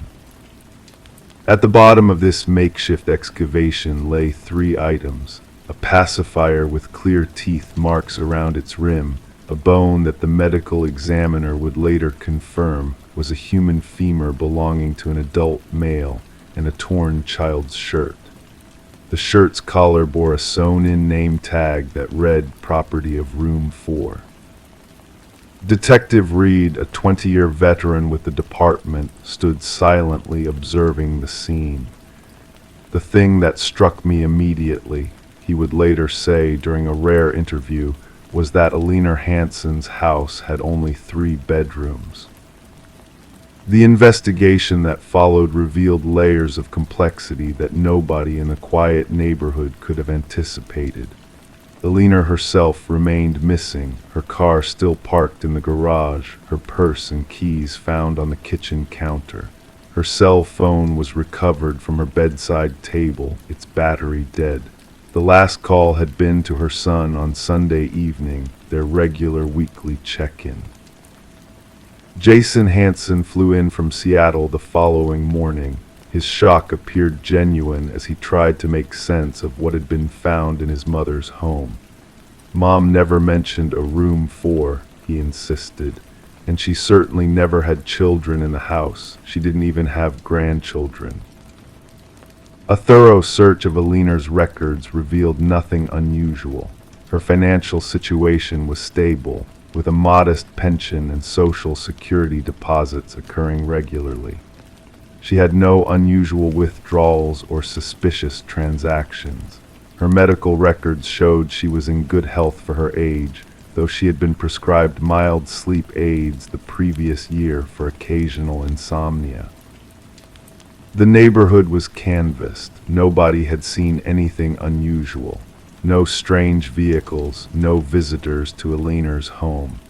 The last person to interact with her had been the cashier at the local grocery store on Thursday afternoon, a routine shopping trip for a woman who lived alone. 3 days into the investigation, forensic analysis of the items found in the pit yielded the first significant lead.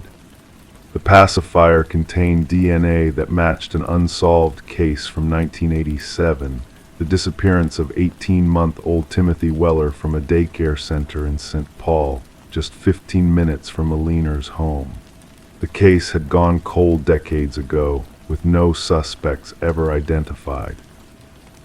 The femur bone was even older, belonging to a male in his 30s who had died approximately 45 years earlier. Dental records eventually identified him as Robert Gaines, reported missing in 1978 after failing to return from a business trip. Most disturbing was the child's shirt. Property of Room 4 matched the labeling system used by Sunshine Children's Home, a small orphanage that had operated in Maplewood from 1965 to 1982 before closing due to funding issues. The facility had been located less than a mile from Aliner's current address. Detective Reed pulled Aliner's employment history. She hadn't always been a school librarian. From 1975 to 1982, Aliner Hansen had worked as an administrative assistant at Sunshine Children's Home. What connection did the quiet, methodical woman have to these disparate cases? How had these items come to be buried beneath her floor, and where was Aliner?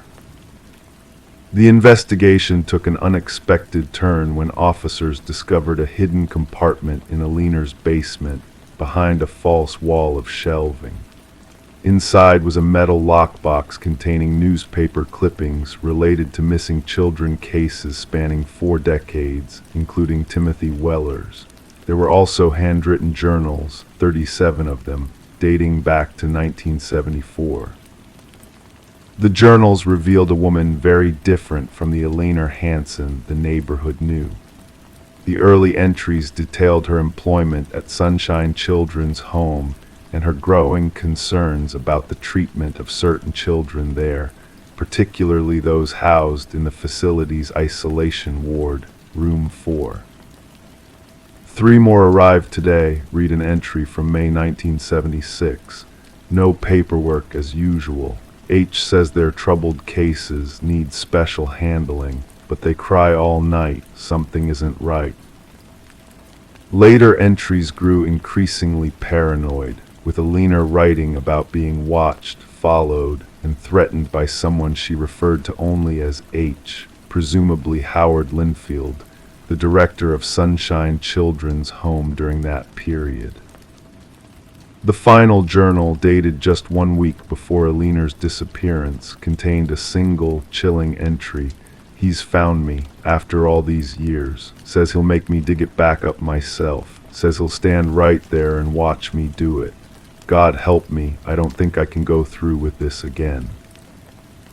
Howard Linfield was located living in a retirement community in Arizona. At 89, he appeared frail and confused, claiming no recollection of Aliner Hansen or the specific children mentioned in her journals. Without concrete evidence connecting him to any crime, investigators were unable to pursue charges. 6 months after Aliner's disappearance, a hiker found her Maplewood Public Library card in Crosby Farm Regional Park along the Mississippi River banks. A subsequent search revealed nothing further. Aliner Hansen's case remains open, her whereabouts unknown. The house on Maple Street sits empty now. Jason Hansen tried to sell it but found no interested buyers once the story became public. The area beneath the sewing room floor was fully excavated by forensic teams, but no additional remains were discovered. The pit, it seemed, had been freshly dug or freshly emptied just before Aliner vanished. Diane Kowalski still lives next door. She keeps her porch light on all night now and has installed security cameras that monitor both properties. Sometimes, she says, she thinks she sees Aliner's silhouette in the window of the sewing room, standing perfectly still, staring out at the street. The Maplewood Police Department continues to investigate connections between Aliner Hansen, Sunshine Children's Home, and the missing persons cases whose relics were found beneath her floor. Detective Reid, now approaching retirement, keeps Aliner's file on his desk. He reviews it weekly, searching for connections he might have missed. "What troubles me most," he once confided to a junior detective, "isn't what we found in that pit, it's what we didn't find. Where are the other children from room 4, and who or what made Aliner dig that hole after all these years?" These questions remain unanswered. The investigation continues quietly in the background of a suburban neighborhood where people still borrow cups of sugar and gather for block parties in July. And beneath the surface of ordinary lives, secrets wait to be uncovered, one shallow pit at a time. Crime 9, all facing the same direction. Wooden dusty with red fabric cushions, identical down to the smallest scratch. Each one had a different name carved into the backrest. One chair had a rope coiled neatly underneath. Another had a Polaroid taped to the seat, an empty chair in the same garage. Officer Meredith Parker stood in the doorway, her flashlight beam cutting through the twilight darkness of the detached garage. There were 17 chairs in total, 17 names. She recognized one of them immediately, Aliner. Aliner Whitman had lived in Pinewood, Massachusetts for all of her 34 years. She'd grown up in a modest 2-story colonial on Sycamore Lane, the same house where she'd been reported missing 9 days ago, the same house that stood just 30 feet from this garage. As a child, Aliner had been quiet but well-liked. She'd excelled in art classes, spent summers working at the local library, and eventually became an elementary school art teacher in the same district where she once studied. Her colleagues described her as reliable, gentle, and somewhat private. She volunteered at the community garden on weekends and walked her aging golden retriever, Sadie, every evening at precisely 6:50. "She's a creature of habit," her mother had told Officer Parker during the initial missing persons report. "She doesn't just vanish." But she had vanished on a Tuesday in late October.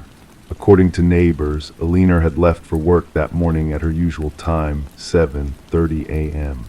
Security footage from the school confirmed she arrived at 7:52 a.m. and taught her classes as scheduled. The last confirmed sighting was at 4:05 p.m. when she stopped at Hartley's grocery for milk and bread. Her car was found in her driveway. Sadie was inside the house, unfed. By all appearances, Aliner had simply disappeared somewhere between her car and her front door. Until the garage. The temperature had dropped significantly as Parker continued documenting the scene. The garage itself belonged to Aliner's neighbor, Wallace Kenton, a 67-year-old retired accountant who had lived next door for over 20 years. His wife had passed away from cancer 3 years earlier, and he'd been a quiet fixture in the neighborhood ever since, often spotted tending to his immaculate rose garden or reading on his front porch. "I never go in there anymore," Kenton had told the officers when they asked to search his property. "Not since Martha died. It was her space for gardening supplies. I keep it locked." But the lock had been new, too new. Detective Raymond Collins joined Parker in the garage, his breath visible in the cool air. "This doesn't make any sense," he whispered, running his gloved fingers along the back of one chair. The name Diane was carved into it. "Kenton doesn't strike me as our guy." "Maybe he's not," Parker replied. "The garage was locked from the outside, but there's a small window in the back that was unlocked." Collins nodded slowly, taking in the scene again. Still 17 names, 17 chairs, and we only have one missing person. A forensics technician called from the corner of the garage. "Detective, you need to see this." Behind a stack of empty plant pots was a small journal, its leather cover worn at the edges. Inside, in neat handwriting, were lists of names, the same names carved into the chairs, along with dates spanning back 15 years. Aliner's name was the last entry, dated 9 days ago. But there was something else that made Parker's skin crawl. Next to each name was a series of notations: height, weight, hair color, and daily routines. Aliner's entry was the most detailed: art teacher, walks dog 6:15 p.m., lives alone, mother visits Sundays, no alarm system. He was watching them, Parker murmured, all of them. The investigation intensified over the following days. Records were pulled, and detectives discovered something disturbing.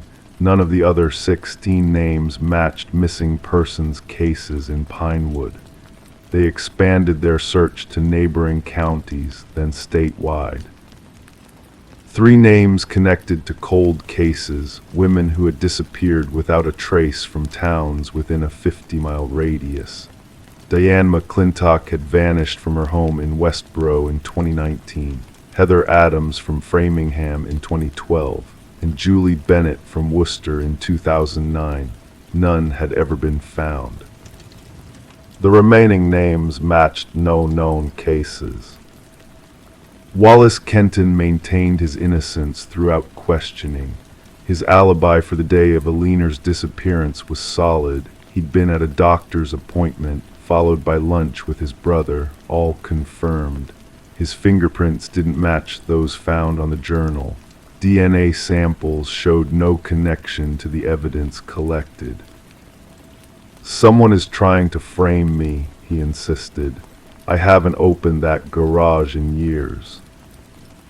The case took an unexpected turn when forensics matched the handwriting in the journal not to Kenton, but to someone else entirely. Martin Greaves, a quiet man who had worked as the groundskeeper for the Pinewood School District for 22 years.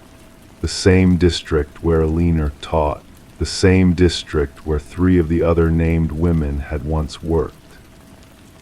Greaves lived alone in a small apartment above the hardware store downtown. When officers arrived to question him, they found his door ajar and his apartment empty. A half-eaten meal sat on the table. The closet was missing clothes. His car was gone. But on his bedroom wall was a map of Massachusetts with 17 pins stuck in various locations. Next to the map hung photographs, distant, blurry images taken from afar. Women walking dogs, women getting mail, women gardening in their yards, all candid, all unaware they were being watched. Aliner's picture was there too, standing at her classroom window, looking out at the school grounds. On the back was written, "She watches me watching her." Detective Collins discovered that Greaves had access to keys for most buildings in the district, including records that would contain personal information about employees. He also maintained equipment throughout the town, giving him reason to be in nearly any neighborhood without raising suspicion. He was hiding in plain sight, Collins told the investigative team. The perfect invisible man. The most disturbing discovery came 3 days later when officers searched a storage unit rented under Greaves' mother's maiden name. Inside were boxes containing small personal items: a hairbrush, a coffee mug, a scarf, a pair of earrings, trophies the detectives realized from each woman.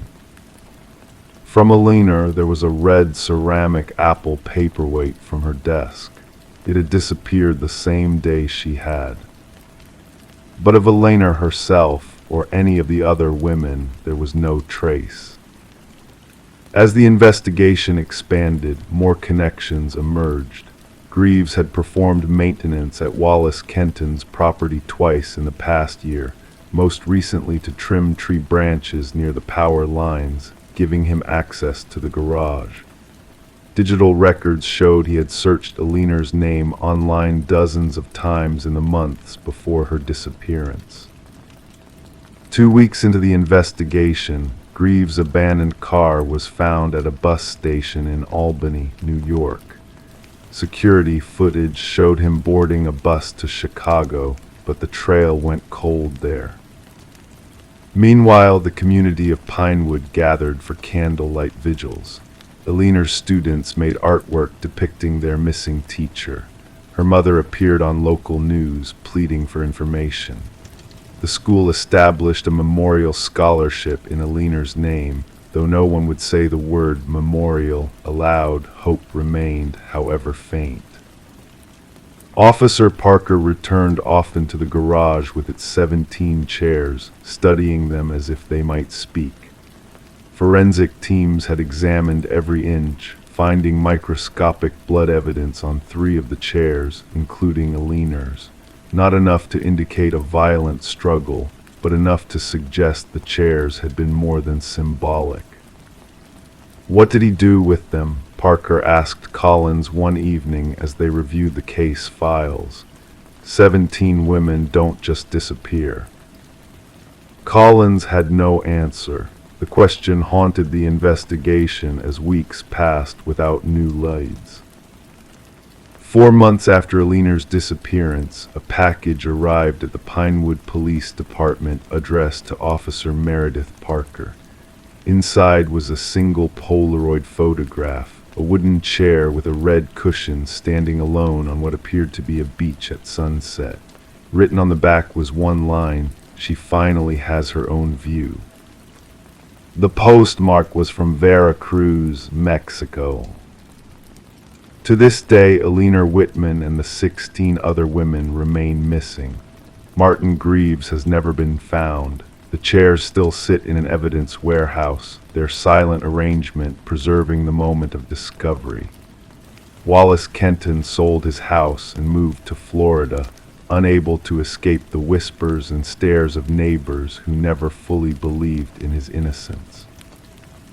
And somewhere, perhaps looking out at the ocean, 17 wooden chairs with red cushions may stand in a row, each bearing a name, witnesses to secrets that remain buried in the mind of a man who collected people the way others might collect postage stamps or coins.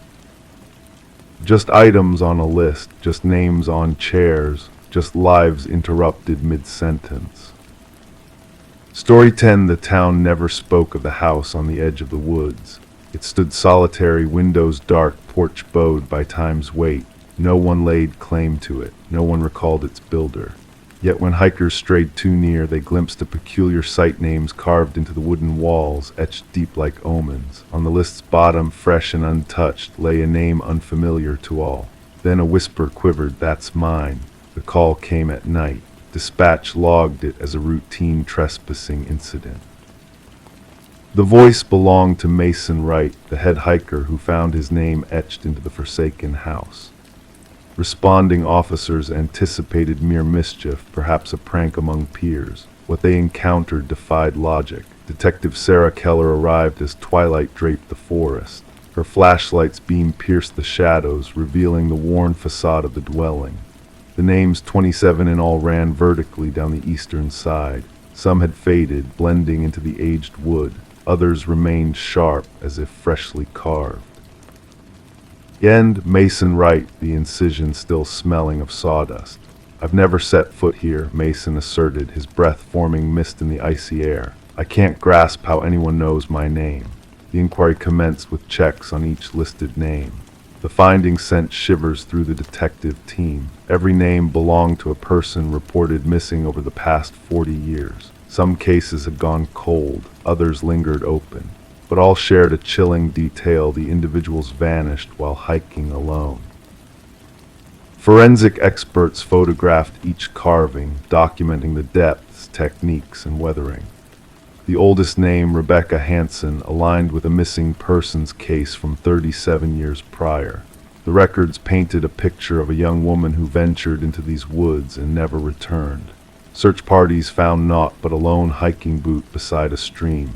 Detective Keller probed Mason extensively. His tale remained unwavering. He had no ties to the area beyond this hike with 4 college mates. They chose the trail randomly, guided by an online suggestion. Nothing in his background linked him to the other names on the wall. The focus shifted to Mason's companions. Emily Chen, the group's photographer, shared images from their trek. Analysts noticed something unsettling. A blurred figure loomed in the background of 3 photos. A tall, slender shape, always partly obscured by trees. "We never glimpsed another soul on the trail," Emily insisted. "We'd have remembered." Detective Keller ordered a search of the house's interior. The structure seemed deserted. Dust blanketed every surface, furniture in disarray. Yet in the basement, officers uncovered a disturbing sight. Personal items of the missing hikers lay neatly arranged on shelves. Watches, backpacks, cameras, wallets, each tagged with a name from the outside wall. Technicians meticulously catalogued every item. Under UV light, blood traces surfaced on the concrete floor, stains of years past, attempts to cleanse them evident. Ground-penetrating radar revealed no buried bodies beneath the house, yet cadaver dogs signaled repeatedly at the densest part of the forest behind the property. As the probe intensified, Detective Keller noted peculiar conduct from Mason Wright. He reported odd incidents, whispers outside his flat, fresh footprints leading to his door but not away, figures observing from the street. The department assigned an officer for his protection, but Mason's paranoia escalated. A breakthrough came when researchers unearthed land records in county archives. The house had once belonged to a recluse hunter named Victor Blackwood. Locals seldom saw him, recalling brief encounters with an eerily tall, gaunt man who shunned interaction. Blackwood vanished without a trace 15 years ago, his disappearance left uninvestigated. Detective Keller secured a warrant to delve deeper into the surrounding forest. The search party found crude hunting blinds strategically placed along popular trails. In one, they discovered a journal detailing precise observations, hikers' descriptions, routes, gear, habits. The handwriting matched samples from Victor Blackwood's sparse documents. Entries grew increasingly disturbing. Early pages discussed hunting techniques for animals. Later ones depicted humans as prey, their behaviors, weaknesses, and methods of collection. The final pages elaborated on stalking each victim on the wall, including elaborate plans for target selection. The hunt for Blackwood spanned multiple jurisdictions. Helicopters with thermal imaging scoured the forest. Tactical units combed every crevice and cavern, yet the suspect eluded capture. Mason Wright ceased answering calls. Officers sent to his flat found an unlocked door, empty rooms. On his bedroom wall, freshly carved, read a lone line: "The hunter becomes the hunted." The search for Mason persisted fruitlessly. Then, during a second sweep of Blackwood's house, forensic experts made a ghastly find. Concealed behind a false wall in the basement lay a small workshop, woodworking tools, jars of preservatives, and a freshly carved wooden piece bearing a new name, not yet affixed outside. Detective Keller recognized the name instantly. It belonged to the head forensic technician who processed the house initially. The tech had called in sick that day and remained unreachable. Authorities established a constant surveillance perimeter around the house. Cameras documented every approach. Motion sensors guarded against intrusion. The trap was set. 3 nights later, sensors sounded an alarm. Footage captured a figure emerging from the forest, impossibly tall, slender, moving with unnatural grace. The figure approached the house directly, seemingly undeterred by surveillance. As tactical teams closed in, the cameras briefly lost connection. When the feed resumed, the figure had vanished. The house remains under continuous watch today. Mason Wright and the forensic technician were never located.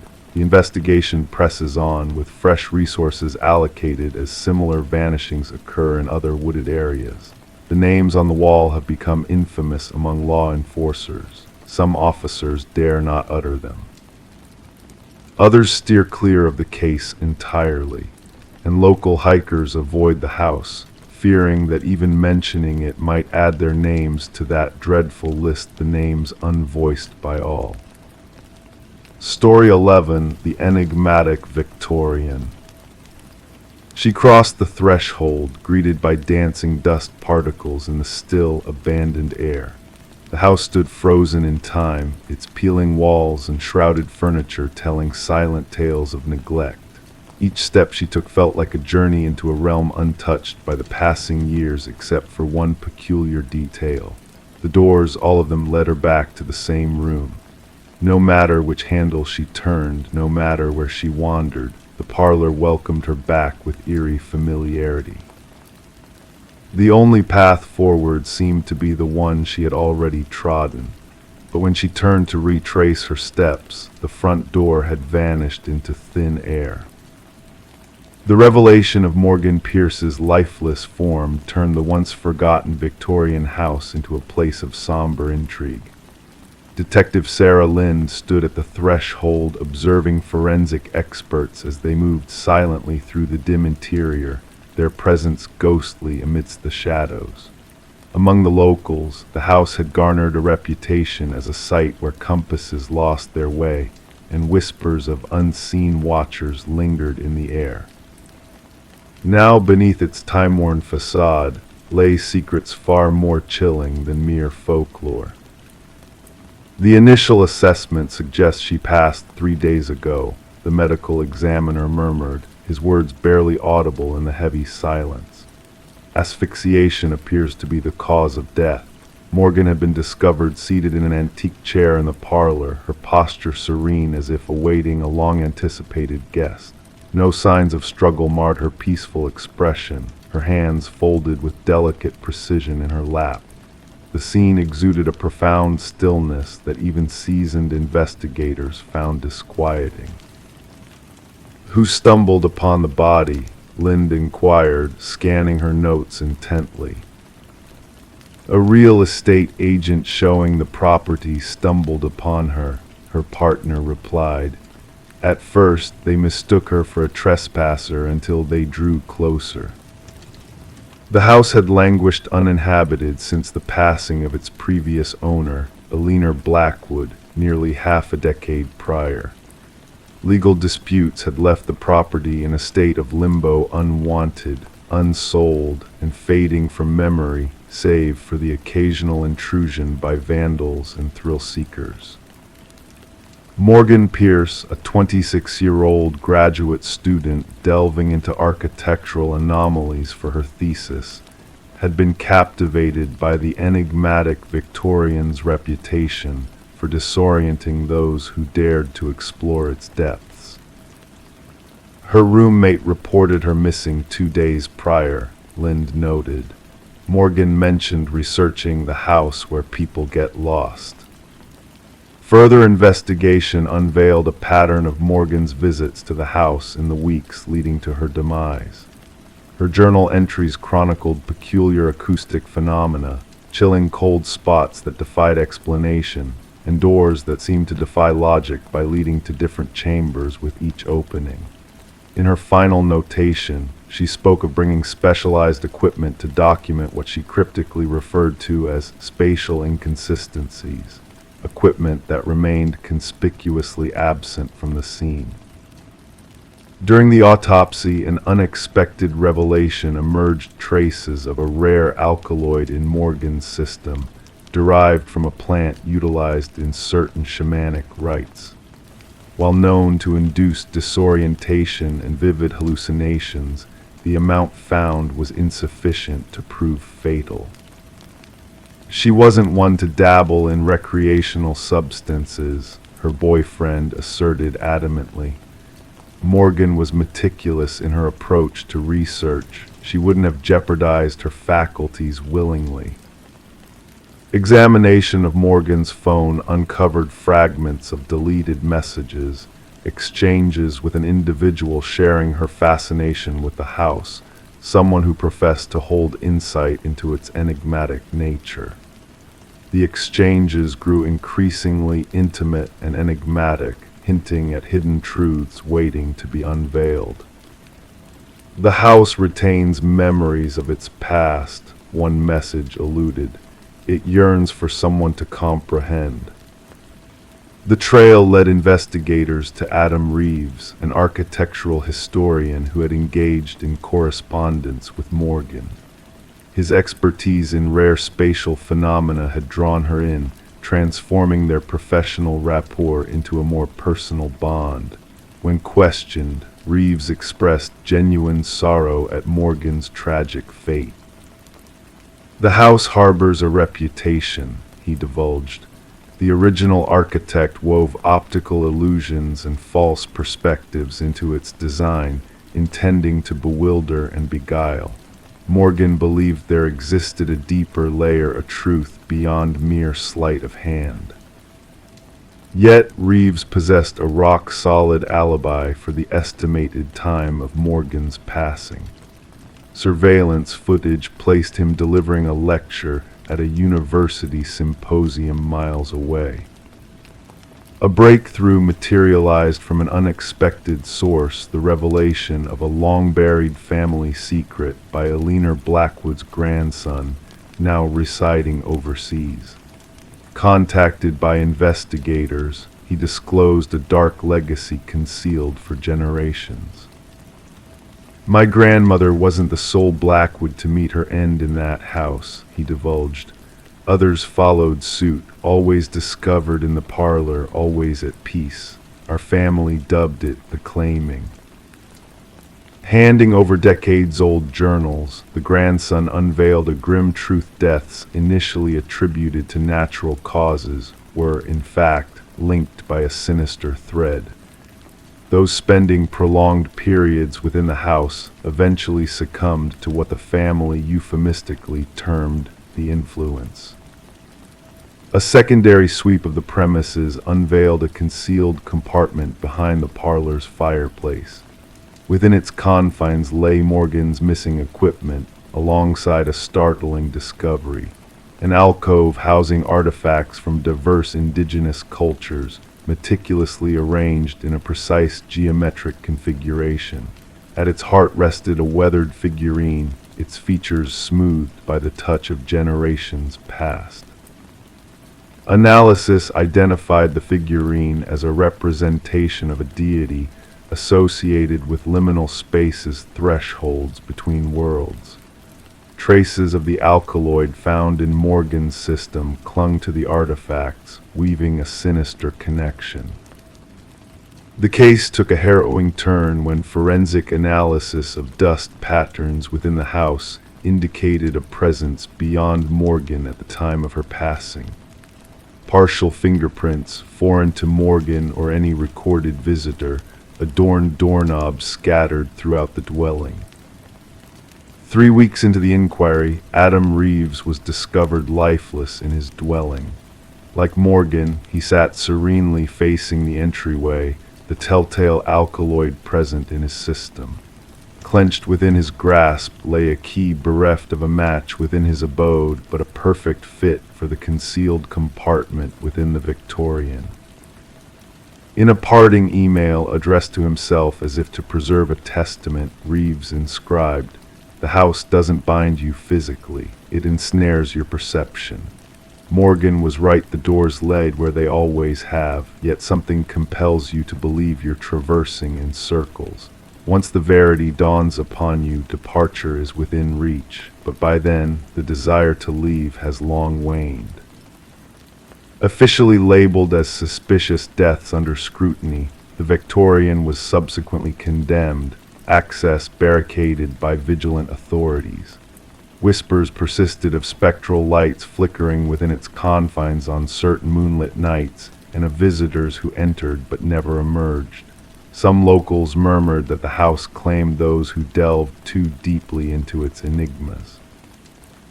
Others speculated that Morgan and Reeves had unearthed something ancient and potent, existing within the interstices of conventional reality. The truth endured as enigmatic as an exit in a mansion where every doorway circled back to the beginning. Story 12. The gentle current whispered its lullaby that morning, the water shimmering like a mirror, undisturbed by even the faintest ripple. The fisherman, lost in his thoughts, almost missed the sight of a solitary suitcase bobbing near the shore. At first glance, it appeared to be nothing more than a discarded item, perhaps old clothes carelessly tossed aside. But as he waded closer, a pungent odor assaulted his senses, thick, sweet, and unmistakable. The case was enveloped in chains, its edges tinged with rust from exposure to the elements. When the authorities managed to pry it open, their grim discovery sent shivers down their spines. Instead of garments, they found strands of hair intertwined with fingers frozen in a macabre grip. And at the very bottom, a haunting message awaited them. This isn't the first. Detective Sarah Mercer, her face a mask of calm professionalism, pressed a delicate handkerchief to her nose as she surveyed the eerie scene before her. The victim, a woman in her mid-30s named Catherine Walsh, lay before them, her once dark hair now matted and her once pale skin now tinged with the shades of the water she had been immersed in. The meticulous medical examiner worked with quiet precision, documenting every detail before the body was gently removed from its watery resting place. What struck Mercer most profoundly was not the cruel method of disposal, but the peculiar care taken with the victim's appearance, manicured nails, freshly styled hair, and attire that spoke of luxury and refinement. She wasn't discarded here, Mercer murmured softly, her gaze fixed on the rhythmic dance of the water against the muddy shore. She was placed here, deliberately exhibited. Catherine Walsh, it was revealed, was a successful real estate agent renowned for her expertise in selling high-end properties. Divorced and childless, she led a solitary life in an affluent neighborhood, her ambitious nature and meticulous attention to detail standing out among her peers. Her sudden disappearance had raised alarm bells, particularly among her colleagues, who described her as a consummate professional who would never miss a crucial appointment with potential wealthy clients. During the investigation, Walsh's impeccably maintained home offered little insight at first glance. Everything was immaculate to the point of being unsettling designer furniture arranged with precision, surfaces devoid of even a speck of dust. Yet a subtle anomaly caught the detective's attention, a slightly ajar drawer in her home office. Within its confines lay a leather-bound journal, its final entry sending a chill down their spines. He's watching again. Same car, different plates. Further digital exploration of Walsh's online footprint unearthed a disturbing pattern, multiple messages from unknown sources, all bearing the ominous phrase, "I see your perfection." Sent at precisely the same time on different days, these messages hinted at a sinister obsession with the concept of flawlessness. Mercer, connecting the dots with the meticulous arrangement of the victim's body, shared her insight with her partner. Our perpetrator is methodical. This was not a crime of passion, it was a meticulously crafted ritual. A breakthrough in the case emerged unexpectedly from a local pawn shop, where Walsh's distinct emerald necklace had surfaced. The man who had pawned it, Michael Linden, a nondescript maintenance worker, emerged as a person of interest.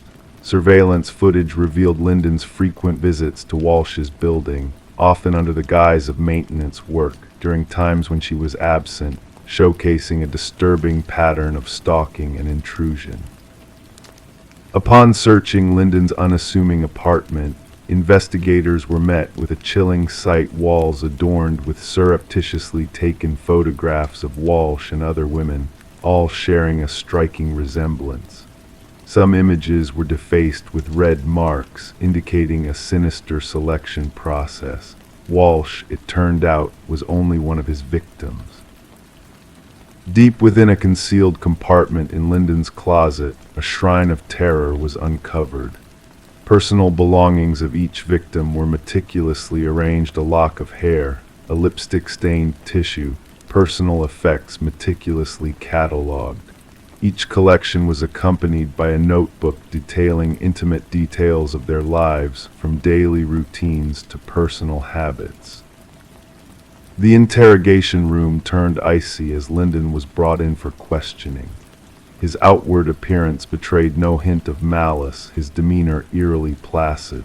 When confronted with the damning evidence, his voice remained flat as he uttered his chilling confession. They were imperfect. They projected an illusion of flawlessness, but I saw through it. Catherine's desk was always in disarray. Her lipstick application was never perfect. Her perfection was a mirage. The search for the other victims alluded to in his cryptic note led investigators to remote locations where 2 more suitcases were unearthed, each bearing the tragic remnants of women who had fallen prey to Lyndon's twisted vision of perfection. Throughout the trial, Lyndon sat stoically, his expression a mask of indifference as the prosecution laid bare the intricacies of his sinister methods. His meticulous planning and prolonged stalking of each victim painted a chilling portrait of a predator hiding in plain sight. As the judge handed down a life sentence without the possibility of parole, the families of the victims watched in somber silence, grappling with the incomprehensible horrors their loved ones had endured. For Detective Mercer, the case was officially closed, yet lingering questions haunted her. What dark impulses had driven Lyndon to commit such heinous acts?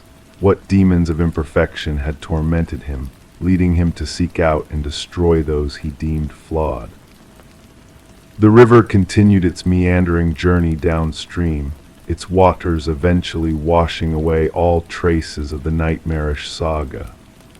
But in the quiet confines of the precinct, on Mercer's desk, lay the chilling reminders of Lyndon's meticulous obsessions, the haunting notebooks that bore witness to the silent terrors that lurked beneath the veneer of normalcy.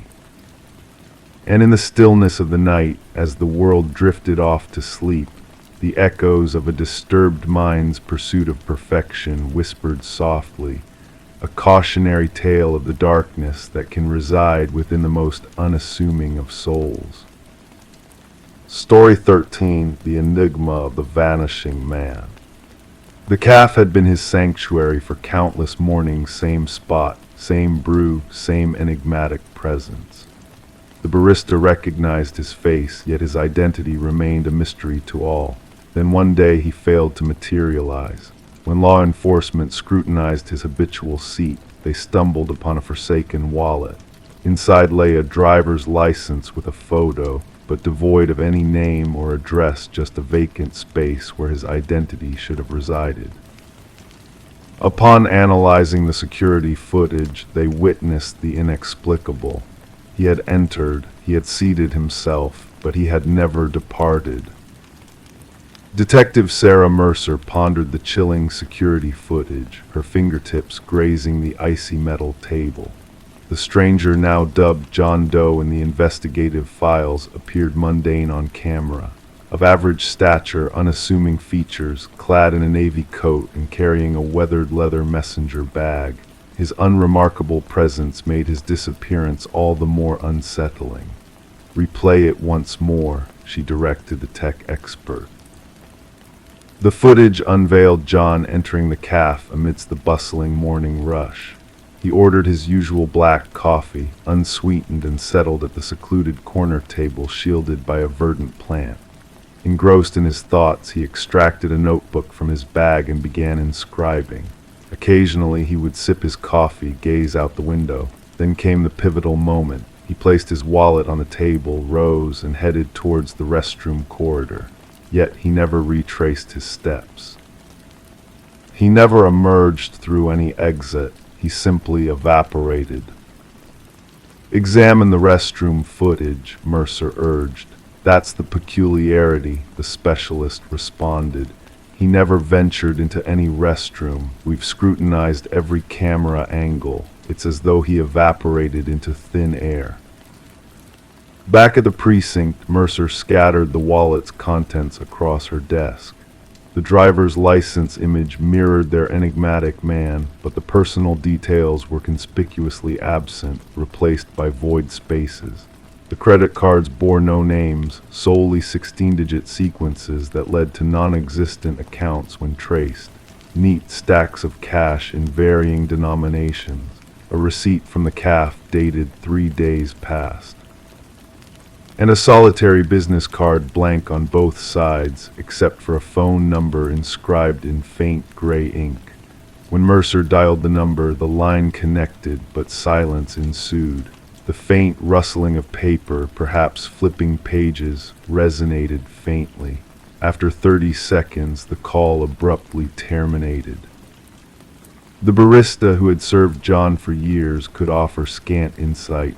He seldom spoke, always courteous, generous with tips. He may have had an accent, but his voice was so hushed it was indiscernible. Did he engage with anyone here, have discussions? Mercer inquired. Never, always solitary, always engrossed in that notebook.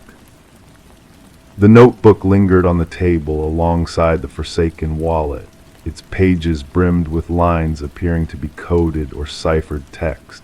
Cryptographers from the department grappled to decipher its contents. Some pages featured sketches, architectural drafts of edifices that bore no resemblance to any known structures in the vicinity. Mercer dispatched officers to canvass the neighborhood with John Doe's images. No one could place him. No missing persons report aligned with his description. His fingerprints eluded all databases. It was as though he solely existed within the confines of that CAF. Amidst her investigation, Mercer discerned an anomaly in the security footage. Each morning when John entered the CAF, the camera's timestamp flickered fleetingly. The tech specialist dismissed it as a glitch, yet Mercer remained unconvinced. Returning to the CAF, she seated herself at his table. From this vantage point, she could observe both the entrance and the corridor leading to the restrooms.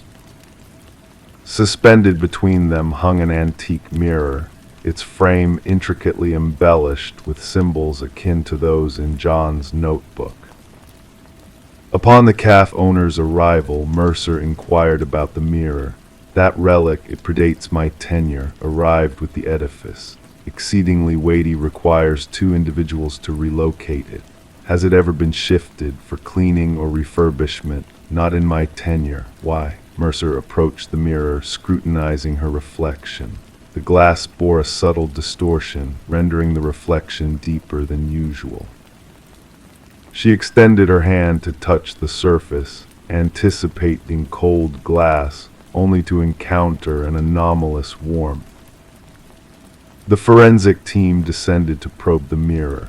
Upon dislodging it from the wall, they unearthed a diminutive hollow space behind. Within lay a stack of identical wallets, each housing a driver's license with the same photo but devoid of information. Adjacent rested a leather-bound journal replete with entries spanning decades, inscribed in the identical hand as the notebook abandoned on the table. The final entry read, "The experiment must cease. They draw near. The aperture is closing." Investigators unearthed John Doe's fingerprints throughout the concealed chamber. Carbon dating of the initial wallet hinted it was roughly 50 years old, yet the photo showcased the identical unaged countenance. The journal entries delineated what appeared to be experiments in temporal displacement and identity transference. Mentions of crossing back and window points punctuated the pages. One passage seized Mercer's attention. The CAF serves as a nexus and intersection of realities. The mirror serves as the portal. When alignment is achieved, passage becomes viable. As the inquiry deepened, eerie occurrences unfurled around the CAF. Patrons reported witnessing their reflections moving autonomously in the window panes. Some attested to glimpsing John Doe seated at his customary table, though the surveillance cameras revealed no presence. A breakthrough dawned when an elderly woman contacted the precinct regarding the investigation.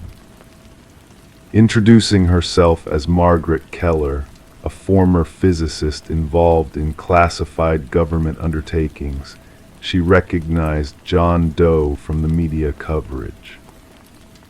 His appellation was Daniel Weston, she elucidated, a brilliant theoretical physicist who vanished while engrossed in an experimental venture concerning quantum mirror surfaces capable of permitting matter to traverse parallel realities.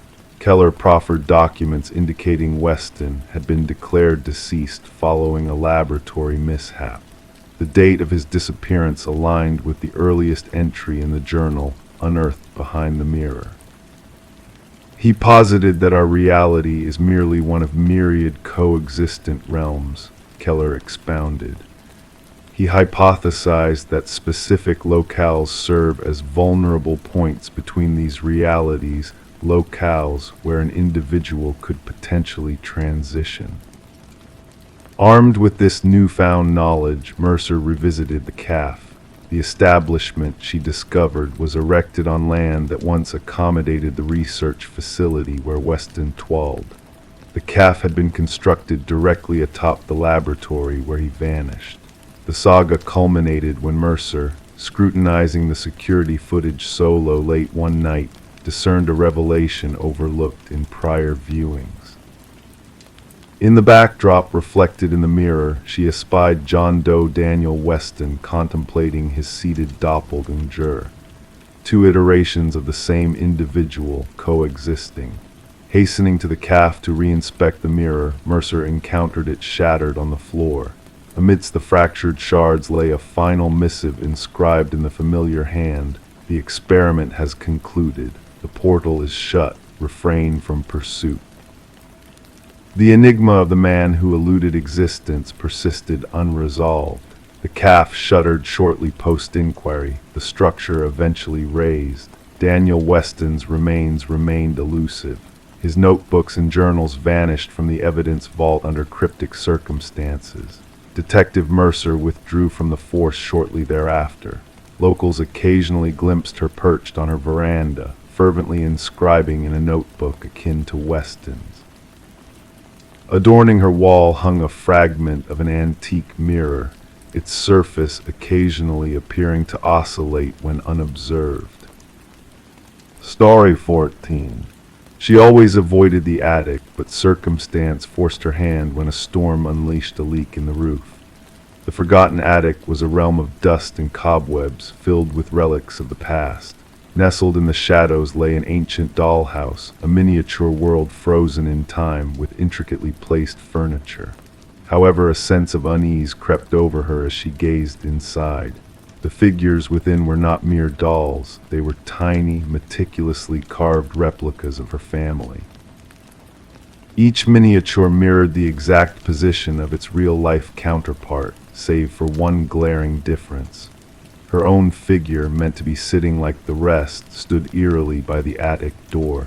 Rebecca Morgan traced her finger along the dollhouse's roof, feeling the spot where the miniature version of herself stood. A shiver ran through her, unrelated to the chill whispering through the attic's rafters. This dollhouse had no place here. This wasn't her childhood home, but a temporary abode her family had recently moved into. The revelation prompted Rebecca to urgently contact law enforcement, setting in motion a chain of events that would unravel a chilling mystery. Upon arrival at the suburban residence, officers encountered a family in turmoil, clustered in the living room, refusing to ascend to the attic. Initially dismissing their fears as a prank or mere paranoia, lead investigator detective Sarah Harmon soon found herself drawn into a web of intrigue. "It was the meticulous detail that struck me," mused Detective Harmon in later interviews. Each figurine captured a distinctive trait of the family members: the father's thinning hair, the son's favorite hoodie, even the mother's small birthmark. The case took a sinister turn when forensic analysis revealed fingerprints on the dollhouse belonging to none of the family members. Even more disturbing were the microscopic cameras concealed within the figure's eyes, all linked to a sophisticated surveillance system hidden beneath the dollhouse. Scrutiny of the Morgan family's movements unveiled a disquieting revelation. The positions of the miniature figures did not merely coincide with the family's current locations, but replicated precise moments from various days, indicating a prolonged period of observation. We realized this went beyond mere stalking, elaborated Detective Harmon. The perpetrator exhibited a level of fixation seldom seen in criminal psychology. A concealed entrance to the basement, camouflaged behind a pantry wall, further puzzled investigators. Inside, they discovered a makeshift living area, littered with remnants suggesting someone had dwelled there long before the Morgans arrived. Food wrappers, water bottles, and a sleeping bag hinted at an intruder living beneath the family's feet for weeks. What confounded them most was the absence of forced entry, with property records revealing the house had stood vacant for almost a year prior to the Morgans' occupancy. The former owners, an elderly couple, had passed away in quick succession, leaving their son to manage the estate sale and subsequent rental of the property. Interrogations with neighbors yielded scant information, save for one elderly resident who sporadically observed lights emanating from the house during its unoccupied phase. I assumed it was the real estate folks showing the property, she informed investigators. Never crossed my mind someone might be squatting there. Breakthrough came through digital forensics as analysts traced the surveillance data to an external server linked to an apartment across town. Within its confines, walls adorned with photographs of the Morgan family and past inhabitants of the house pointed to a disturbing obsession. Journal entries meticulously chronicled the daily routines of each family member. Most chilling of all was the discovery of a workshop brimming with half-finished dollhouses, each representing a different household in the vicinity. The apartment belonged to Martin Wells, progeny of the deceased homeowners. Financial records hinted at mounting debts post-parental demise. Rather than selling the house outright, Wells had fashioned a hidden lair to maintain residence while pocketing rent from unwitting tenants. The dollhouse served as his command center, elucidated the assigned forensic psychologist. Every figure symbolized someone under his watchful gaze. Rebecca's placement by the attic door wasn't a threat, it was his acknowledgement of her discovery. During questioning, Wells remained eerily composed, elucidating his rationale. They dwelt in my home, slumbered in my parents' room. I needed assurance they treated it with reverence. When probed about the figurine's positioning, he merely stated, I desired them to know I watched ceaselessly. Psychological evaluations unveiled a convoluted case of possessive fixation. Unable to cope with the loss of his childhood abode, Wells fabricated an intricate system to assert dominance over it. The dollhouse became a conduit for him to control both the property and its inhabitants. The Morgan family never set foot in the house again. Rebecca later reflected that the most haunting moment was not discovering the dollhouse, but comprehending its implications. We were under surveillance all this time, our lives measured and manipulated. The true terror lay not in the dollhouse itself, but in the realization that to him, we were mere pawns to be observed and positioned. Wells faced charges of stalking, invasion of privacy, illegal surveillance, and trespassing. The case spurred a reevaluation of real estate disclosure protocols concerning property deaths and the duty of agents to ensure homes are vacated properly before new occupants arrive. During the sentencing, the judge highlighted the egregious violation suffered by the Morgan family. You didn't just infiltrate their domicile, you invaded their sanctity and autonomy. You witnessed their intimate moments and replicated them for your gratification. What haunts criminologists about this case is how long Wells could have gone unnoticed had Rebecca not unearthed the dollhouse. Examination of his journals suggested he had clandestinely resided in houses for almost 2 years, transitioning from one property to another, constructing dollhouses for each observed family. The Morgan family eventually resettled far away, yet Rebecca confessed in her victim impact statement that she still checked closets and crawl spaces routinely. All dollhouses and miniatures were banished from their new abode. "Some days I still sense eyes upon me," she confessed. "I ponder if, somewhere out there, someone is still manipulating a miniature version of me in an undiscovered dollhouse." Story 15: The Mystery of Reflections. She cleared the steam from the mirror, her gaze fixed on the reflection staring back at her. Everything seemed normal, her face, her attire all in place. Yet a subtle unease crept in the longer she peered into the mirror. A flicker caught in the corner of her eye, a movement that didn't belong to her. And when she turned away, the reflection remained unmoving, watching her. The peculiar case of Rebecca Thorne began with that unsettling moment in her bathroom. What unfolded would puzzle investigators and cast a shadow over the community for years to come. Rebecca resided alone in a modest apartment nestled in a serene suburban enclave. Known for her meticulous nature and reserved demeanor, she led a solitary life, engaging cordially with neighbors but primarily keeping to herself. Her occupation as a data analyst at a mid-sized firm dictated a life of routine and precision. Nothing about her hinted at her future role as the focal point of a baffling criminal inquiry. The first signs were innocuous. Rebecca noticed subtle rearrangements in her living space, small objects shifted, not missing, just repositioned. A coffee mug on a different shelf, books shuffled, her toothbrush out of place. Initially attributing these anomalies to tiredness from long hours scrutinizing spreadsheets under harsh fluorescent lights, she dismissed them as mere lapses in memory. Detective Marion Shaw received the initial complaint when Rebecca, after enduring weeks of such disturbances, finally reached out to authorities. The initial assessment leaned towards a mental health concern rather than a criminal matter. Shaw duly documented the report, deeming it non-urgent amongst a pile of cases. There was no concrete evidence, Shaw later testified. No signs of forced entry, no missing items, just a woman unsettled in her own home.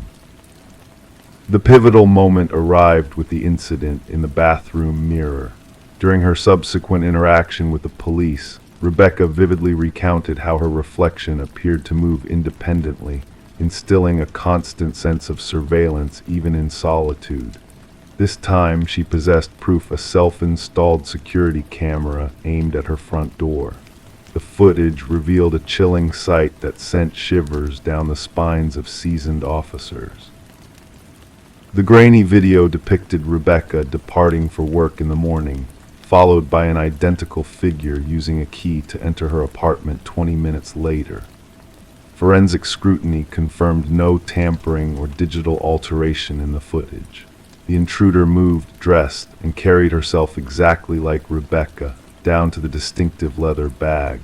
However, Rebecca's workplace security system's time-stamped records showed her already present at her office across town. "We're facing a doppelganger scenario," Detective Shaw informed her superiors. "Someone who has meticulously studied Ms. Thorne and can imitate her with eerie precision." The investigation intensified.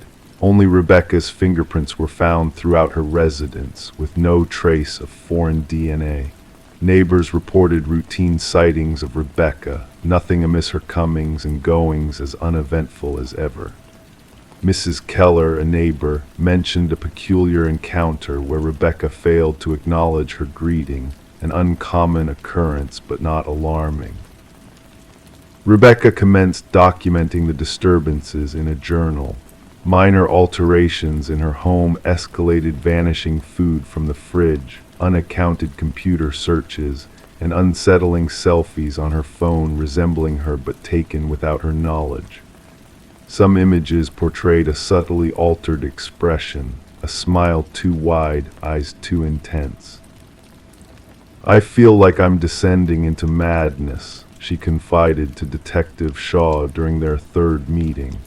"Or perhaps someone is orchestrating my descent." A breakthrough emerged when a pattern in the security footage was discerned. The doppelganger only infiltrated during Rebecca's absence for specific pre-planned activities, therapy sessions, yoga classes, Sunday grocery runs, scheduled events with predictable timelines. "Someone is intimately familiar with your routines," Shaw elucidated. "This isn't random, it's targeted surveillance and infiltration." A forensic psychologist proposed a fixation hypothesis, someone fixated on assuming Rebecca's identity, perhaps aiming to supplant her entirely. Such cases, though rare, found mention in psychological studies. The perpetrator typically underwent a mental breakdown, fixating on a victim, symbolizing coveted traits: stability, beauty, success, normalcy. The investigation honed in on a former co-worker of Rebecca's, Lily Winters, dismissed for escalating erratic behavior. Lily had closely collaborated with Rebecca, often remarking on their similarities. Post-termination, she sent Rebecca unsettling emails claiming a shared identity. "We could be the same person," one message read. "Sometimes I feel more like you than you do." A search warrant was secured for Lily's abode, unveiling a chilling revelation. One room resembled a shrine replicating Rebecca's bedroom, festooned with countless images of Rebecca engaged in daily activities, all captured without her awareness. A closet harbored duplicates of Rebecca's attire, with makeup brands she favored arranged on a vanity beside meticulous notes on her mannerisms and routines. Most disturbing were the practice videos, Lily mimicking Rebecca's walk, gestures, expressions. The progression from clumsy attempts to near-perfect replication sent a shiver down Rebecca's spine. "She aspired to be me," Rebecca murmured upon viewing the evidence. "Not just mimicry, but erasure." Forensic experts uncovered tools for forging keys and cloning access cards. Lily maintained an intricate system to monitor Rebecca's movements, complete with a calendar predicting her schedule in detail.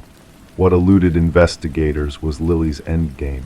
Journals discovered in her residence contained erratic entries oscillating between first and third person, occasionally referring to Rebecca interchangeably as me and her within the same passage. The final entry sent a chill down the investigators' spines. "Soon only one of us will remain. The stronger version will endure." When authorities moved to apprehend Lily, she had vanished. Signs of a rushed departure marked her residence, drawers left ajar, missing technology. A nationwide alert was broadcast. Rebecca was relocated to a secure location under continuous watch. For 3 weeks, her past haunts were surveilled meticulously. Lily never surfaced. The narrative took a chilling turn when a security officer at Rebecca's former workplace reported an anomaly. Rebecca was sighted entering the building despite being on leave. Surveillance footage confirmed a figure identical to Rebecca using a valid ID card, accessing her former desk, rifling through files for 40 minutes before exiting. Meanwhile, the real Rebecca remained sheltered in a guarded sanctuary. The realization dawned. Lily hadn't fled, she had made her move. Assuming Rebecca's identity, she seamlessly integrated into her life while the authentic Rebecca remained concealed. The case lingered unresolved. Lily Winters eluded capture, and Rebecca Thorne forged a new existence in an undisclosed location. Detective Shaw kept a photograph on her desk, a juxtaposition of two strikingly similar women, one Rebecca Thorne, the other Lily Winters. She scrutinized their features, seeking the nuances that differentiated one from the other. The true horror, Shaw imparted to new recruits, isn't resembling someone, it's desiring to become them so fervently that you obliterate your own essence. Identity isn't merely exterior, it's our most guarded possession, and sometimes its worth is only recognized when threatened. Story 16: The Enigmatic Manor. The new owners brushed off the peculiar crackling of the old intercom system late at night as just a quirky feature of the Victorian manor they now called home. Rewired but forgotten, it seemed to hold secrets of a bygone era. One fateful night, the husband, Daniel, impulsively pressed the intercom button out of curiosity. A faint whisper crackled through the speaker, sending shivers down his spine. "Why did you come back?" The words hung in the air, chilling the room. His wife, Meredith, stood behind him, her voice barely a whisper. "I never said that." Nestled amidst ancient oak trees, the manor's weathered exterior belied the modern elegance within. The Parkers had acquired the property at an unusually low price, the real estate agent's uneasy demeanor during the showing hinting at hidden truths. The vintage intercom system, linking all rooms, had captivated the history-loving couple, unaware of the secrets it held. Detective Sarah Reeves arrived at the manor, gravel crunching beneath her unmarked car's tires.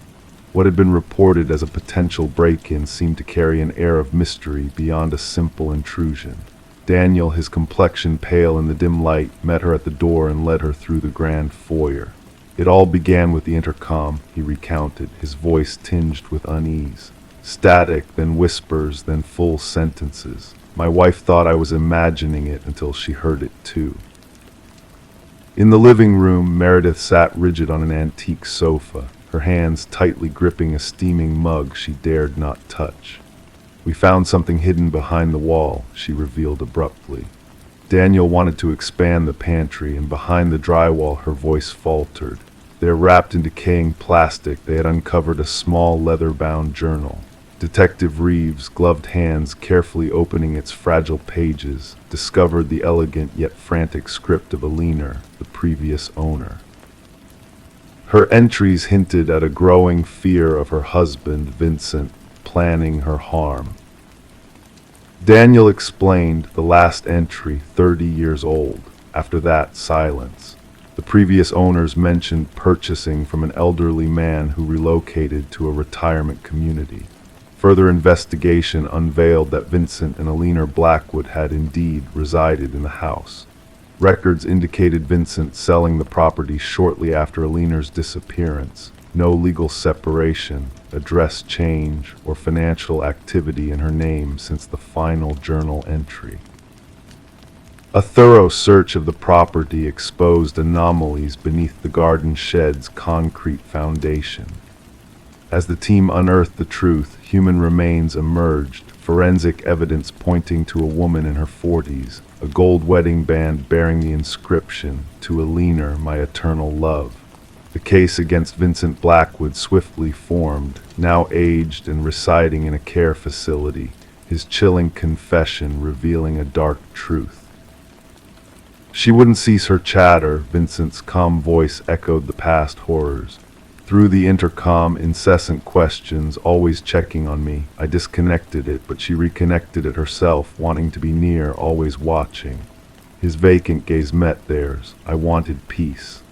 Admitting guilt for murder, Vincent's narrative of Alina's abandonment crumbled, the trial swift with a sentencing reflecting the calculated cruelty and years of deception. Daniel and Meredith, unable to bear the weight of the house's grim history, sold the property. Before departing, they honored Alina with a garden memorial, the dark past now laid bare. The intercom, a relic of secrets, was removed by the subsequent owners during renovations. Workers, amidst the static and whispers during its dismantling, dismissed it as mere interference.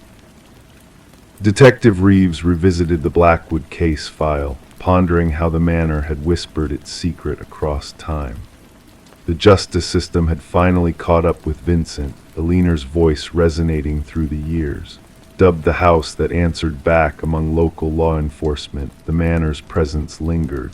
Detective Reeves, passing by on her way home, slowed her car, window cracked open, listening for whispers carried on the wind. Story 17. It appeared in the mailbox, nestled within a plain envelope lacking any clues to its origins. A solitary brass key, weathered by the passage of time. The homeowner, a woman named Sarah Miller, couldn't place its significance, yet a sense of déjà vu enveloped her as she held it in her hand. Trying it in every lock she owned yielded no results. It belonged to none of them. But when she placed it gently on the coffee table, a hush fell over the house, broken only by a solitary, eerie chime from the long silent grandfather clock in the hallway. Sarah, unsettled by this strange occurrence, sought the help of local authorities upon discovering the mysterious key. What began as an oddity soon unraveled into a shadowy tale that would grip the tranquil suburban neighborhood in fear. The initial responding officer brushed off her concerns as a simple mix-up, just a key in the mail gone astray. However, Sarah's intuition whispered otherwise, a nagging feeling that something was amiss. Reluctantly, the officer took the key into custody, placing it in a small evidence bag, unaware of the pivotal role it would play in the unfolding mystery. Detective Robert Harmon, a seasoned investigator from the Special Victims Unit, found himself poring over the case file during the morning briefing.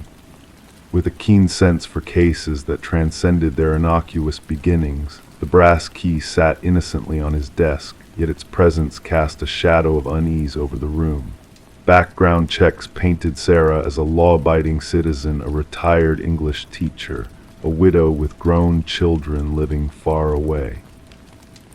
No red flags in her financial records, no suspicious activities in her digital footprint. She seemed, on the surface, an unwitting recipient of a cryptic gift.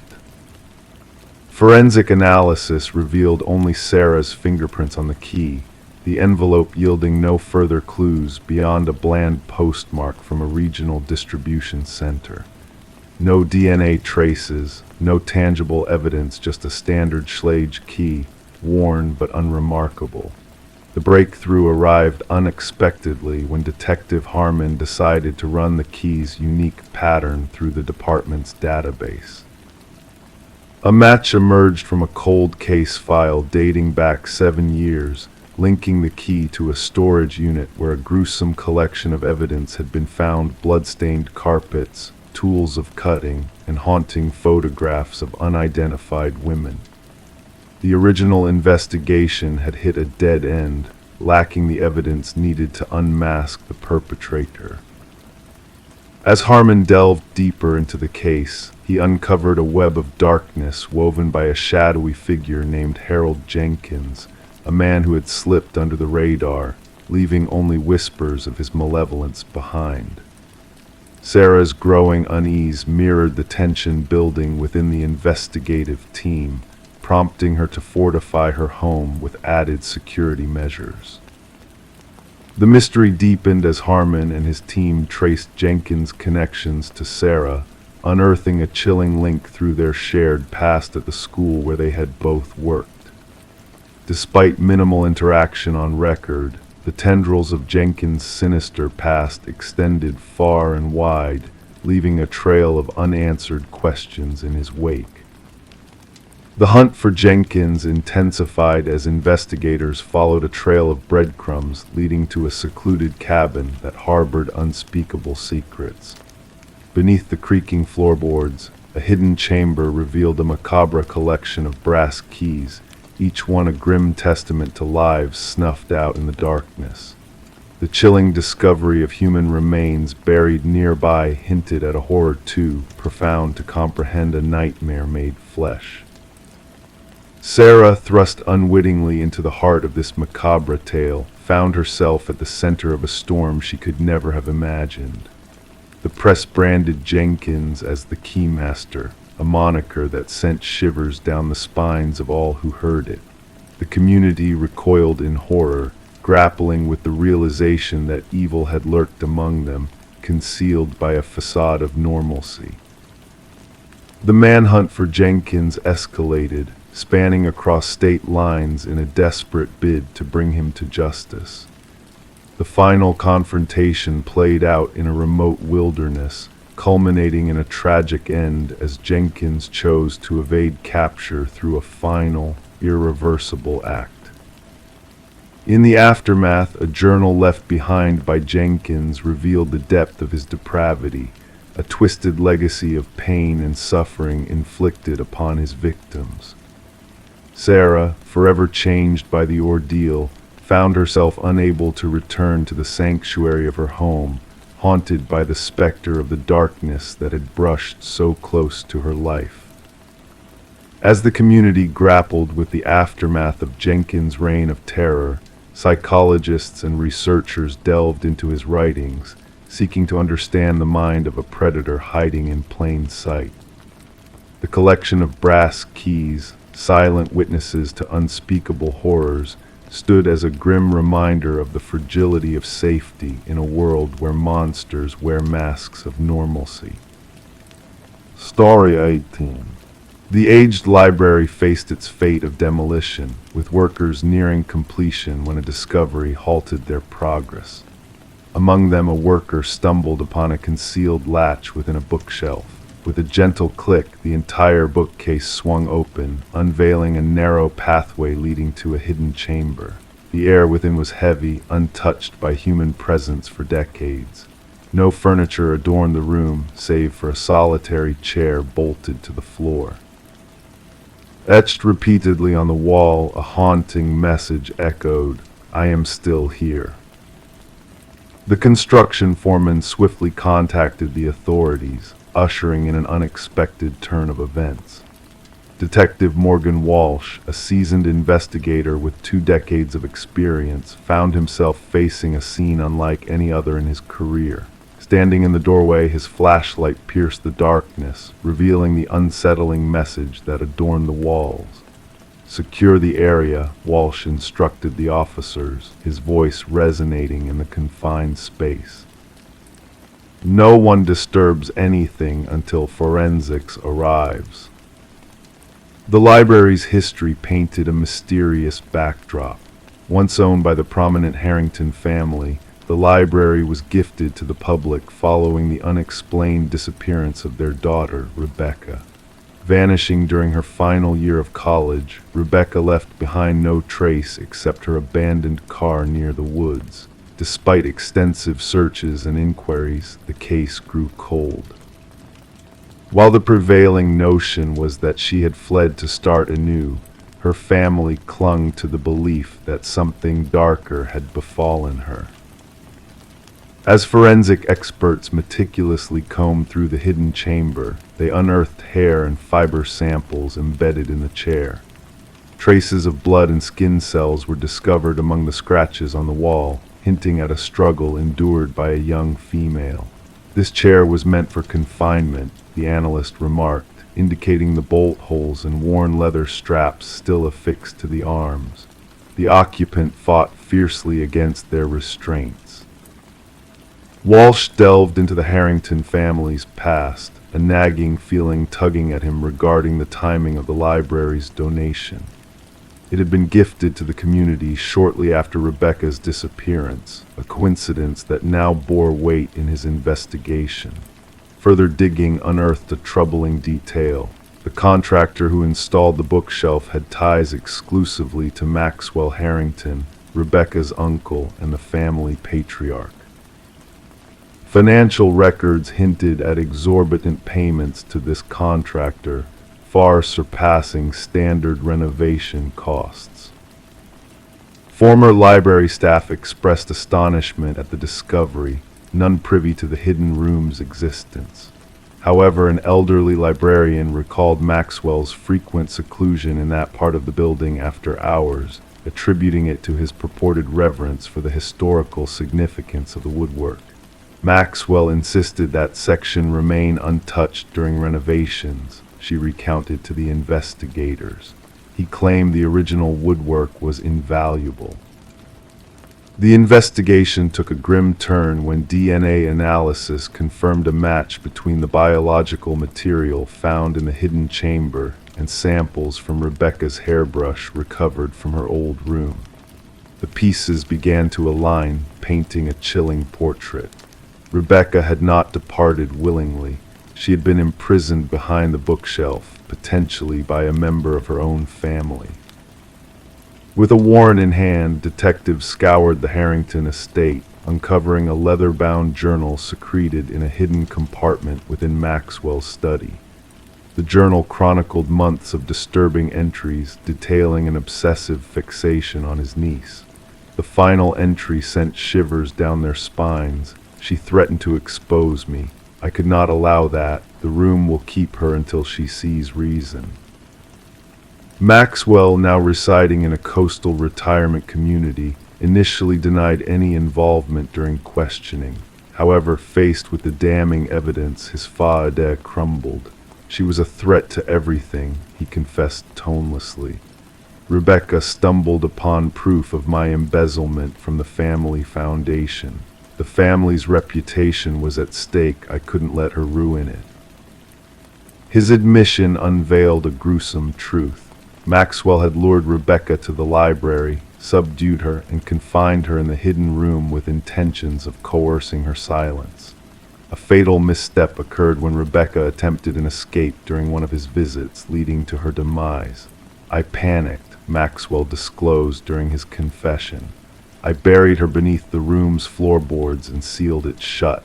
Donating the library ensured that part remained undisturbed. Ground-penetrating radar confirmed the presence of human remains beneath the room's floor.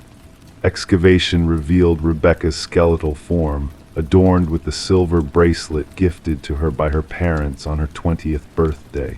The Harrington family stood witness to Maxwell's sentencing, a solemn closure to a harrowing chapter. Rebecca's mother clutched the bracelet, a poignant token of remembrance amid the tragedy. The library's demolition came to a halt, transforming into a site of mourning and introspection. Community members left flowers at its threshold, honoring a life extinguished prematurely and a truth concealed behind a bookshelf, waiting patiently to be unveiled. In a poignant twist, Rebecca's desperate plea, "I am still here," scrawled on the walls, ensured her memory endured and that justice, though delayed, found its way into the light. Story 19, the mysterious tale of the old box found in the attic, unraveled a chilling mystery that lingered like a haunting melody in the air. Deep within the layers of time and dust, the forgotten relic whispered of secrets long kept hidden. Faded Polaroids lay nestled within, capturing moments of joy and togetherness, each frame a window into the past. Yet it was the final photo that cast a shadow over everything. In that last snapshot, taken in the familiar living room, a family unknown to Rebecca smiled back at the camera, their faces frozen in a moment of bliss. But lurking in the shadows behind them stood a figure, a dark presence watching from the hallway. As Rebecca gazed at the image, a shiver danced down her spine, a subtle tremor in her fingers betraying her unease. Descending the creaking wooden steps, the weight of the past pressed down upon her, suffusing the house with an oppressive stillness. Placing the photo on the kitchen counter, she scrutinized it under the harsh light, the eerie resemblance between her home and the strangers in the picture unsettling her further. Enter Detective Morgan, a man of few words and sharp eyes, his weathered jacket a testament to the mysteries he had unraveled. With a keen gaze, he delved into the enigma of the photograph, seeking answers in the shadows of the past. As the investigation unfolded, layers of history peeled away, revealing a pattern of disappearances that spanned generations. The Sutherland family, last seen in the haunting photo, had vanished without a trace, joining a lineage of families who had called the house their home before inexplicably disappearing. Each family, like a ghost of the past, had left no trail behind, as if swallowed by the very walls of the house itself. Forensic analysis uncovered eerie details within the photograph, hinting at a sinister presence lingering just beyond the frame. And as the investigation led to the basement, the earth yielded its secrets, revealing the fate of those who had vanished, a chilling tableau frozen in time. But the true horror lay hidden in the attic, where a secret chamber concealed a chilling truth. The journal found within spoke of a watcher in the shadows, of a new resident marked for a fate unknown. With each passing moment, the sense of impending dread grew, casting a pall over Rebecca's every move. As the night wore on, a chilling call pierced the silence, a mechanical click echoing through the darkness. The Polaroid camera whirred to life, capturing a moment of terror in the making. And as the investigation continued, the house stood silent and empty, a sentinel of secrets waiting to be unveiled. The mystery of Samuel Whitfield, the elusive architect of the house, remained shrouded in ambiguity, his presence a specter haunting the minds of all who sought the truth. And in the shadows, new photographs developed, capturing the essence of new lives intertwined with the darkness of the past. The legacy of the house endured, a tapestry of shadows and light woven into its very foundation. And as the world turned, the whispers of the past lingered, a reminder that some mysteries were never meant to be fully understood. Story 20. The worn envelope whispered secrets of bygone days, its edges tinged with the soft hue of age, yet the stamp upon it bore the crispness of recent touch, a silent messenger from the past, delivered just a whisper ago. With a steady hand, the detective unfurled its contents, a single sheet of paper bearing a cryptic message etched in hurried letters, as if the words themselves were desperate to escape their confines. "I am sorry for what I did," the message confessed, a confession tinged with an air of melancholy that hung heavy in the stillness. A faint dampness clung to the paper, a metallic scent lingering in the air, unnoticed until the eye caught sight of a reddish smear along its lower edge, a macabre punctuation to an already unsettling scene. Detective Sarah Morgan, with a grace born of experience, carefully secured the letter in an evidence bag, her gloved hands moving with practiced precision, a silent dance of preservation and scrutiny. The forensics team's findings confirmed Morgan's suspicions. The crimson stain that marred the paper was indeed human blood, a chilling echo of a tragedy long unsolved, a specter haunting the corridors of the department. The victim, a young journalist named Rebecca Warren, had met a grim fate within the walls of her own sanctuary, her life cut short by a flurry of vicious blows. Her absence had left a void, her story left unfinished, scattered notes bearing witness to a life interrupted. The investigation, once a roaring flame of determination, had dwindled to embers despite tireless efforts and countless lives gone cold. And now this letter, a harbinger of secrets long buried, had found its way to the doorstep of the Homicide Division, a silent plea for justice. The paper and its weathered companion yielded scant clues, fingerprints dancing out of reach, mere whispers of contact. But the postmark, a breadcrumb in the labyrinth of shadows, offered a glimmer of hope, a thread to be followed. Morgan gathered her team in the dimly lit briefing room, walls adorned with snapshots of tragedy, timelines of despair, and profiles of the elusive. The letter, a focal point amidst the chaos, held a weight that hung heavy in the air. "This changes everything," Morgan spoke, her voice a solemn melody in the quiet room. "Our perpetrator shows remorse."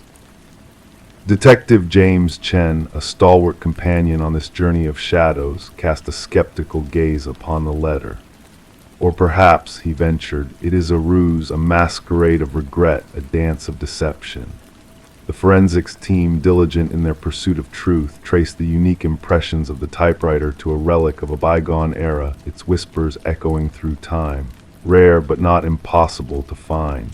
Their search expanded, reaching out to the corners of the region, a web woven in pursuit of justice. As the investigation unfurled its tendrils, the tapestry of Rebecca's life unfurled before their eyes. A portrait of determination emerged, painted in shades of resilience and defiance.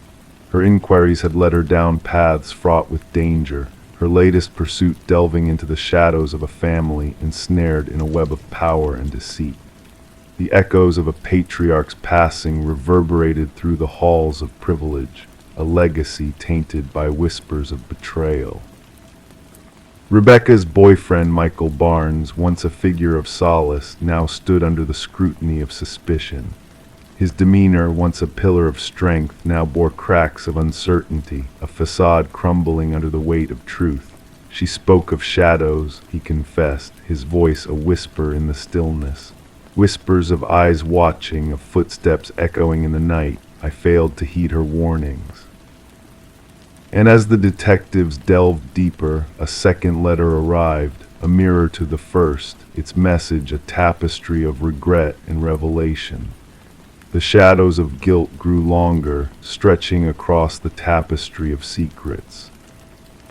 Their journey led them to the mansion of the deceased patriarch, a mausoleum of opulence cloaked in shadows. The eldest son, Richard, stood at the nexus of their gaze, a figure shrouded in layers of deceit. His collection of antiquities whispered of a past preserved, a past tainted by the stains of sin. And when the shadows lifted, revealing the truth hidden in plain sight, the pieces fell into place with a chilling finality. The fibers on the envelopes, a silent witness to treachery, bore the mark of a daughter's betrayal, a daughter named Eleanor. Her revelation, a whisper in the storm, unveiled a tale of manipulation and deceit, a tale woven in shadows. The hidden room, a chamber of secrets unveiled, spoke volumes in the language of silence. Newspaper clippings, surveillance echoes, a typewriter of tales told and untold all bore the mark of a tragedy long foretold. And in the shadows, a connection unseen emerged, a thread binding the fates of Richard and Michael in a dance of deception. The tendrils of truth extended, reaching into the depths of betrayal and greed. Bank records, a ledger of sins, unveiled a web of transactions tainted by blood and lies. And as the truth unfurled its wings, the final act drew near. Michael's confession, a symphony of regret, echoed through the halls of justice. "I sought to protect what I held dear," he murmured, his voice a tremor in the stillness. "But in my silence I sowed the seeds of tragedy. I betrayed her trust, and in doing so I sealed her fate." And as the gavel fell, the echoes of justice reverberated through the courtroom, a testament to the weight of guilt and the price of betrayal. The trial, a tapestry of truth and deception, unfolded before the eyes of justice. Richard, a figure of defiance, clung to the shadows of denial, his voice a whisper of protest amidst the storm. But the evidence spoke louder, a chorus of truth that could not be silenced. And as the scales of justice tipped, the verdict rang clear, a symphony of guilt, a requiem for the fallen. Detective Morgan, a figure of solace in a sea of shadows, approached Rebecca's parents with a quiet grace. No words could erase the pain of loss, but in the echoes of justice, a measure of closure was found. The blood-stained letters, a testament to the fragility of deceit, found their place in the halls of memory, a reminder that even the darkest secrets cast shadows in the light of truth. And as the case of Rebecca Warren faded into the annals of history, Its legacy endured a beacon of light in the shadows, a reminder that even the most carefully laid plans can crumble in the face of justice. Story 21. The old Polaroid held secrets within its faded hues, a relic of a forgotten birthday. Smiles frozen in time, candles dancing in the gentle flicker of light, nothing out of the ordinary at first glance. But when the daughter inherited the box of memories, tucked away in the dusty attic, she saw it. A presence lurking in the background of every photo, a man shrouded in mystery, standing just beyond the glow of those birthday candles. He was not one of their own, not a familiar face from those cherished moments. And yet, with each passing photo, he drew nearer. Sarah Winters stumbled upon the collection while sifting through her mother's belongings after the somber farewell of a funeral. A simple cardboard box, marked only with the word memories, revealed a treasure trove of moments captured long ago. What should have brought solace and nostalgia soon turned into the unraveling of a chilling enigma. In the first photograph, he was a mere shadow on the periphery, a silhouette lingering at the edge during her 7th birthday festivities. The dark figure, obscure and watchful, stood by the glass door, unnoticed by all. In the following snapshot, he had crept inside, his presence growing more pronounced. And by the third photo, he stood ominously close, a silent observer behind her uncle, his intentions veiled in shadow. Trembling with unease, Sarah reached out to her father, her voice quivering as she recounted the unsettling discovery. "Dad, who is this man haunting our family photos?" A heavy silence hung in the air before a sharp intake of breath broke through. "What man? There should be no one but our own kin." Her father's bewildered response echoed down the line. Detective Marcus Reed, a seasoned investigator, listened intently as Sarah laid out the evidence before him in the dimly lit precinct. Raindrops tapped a soothing rhythm against the windows, casting dancing shadows across the photograph spread across the worn desk. The detective's gaze traced the progression of the mysterious figure, his interest piqued by the enigmatic trail left behind in each image. "And no one recognized this man?" Reed inquired, his voice a mix of neutrality and intrigue. "None," Sarah affirmed, arranging the photos to unveil the eerie progression. As the detective lined in, the pieces of the puzzle slowly fell into place.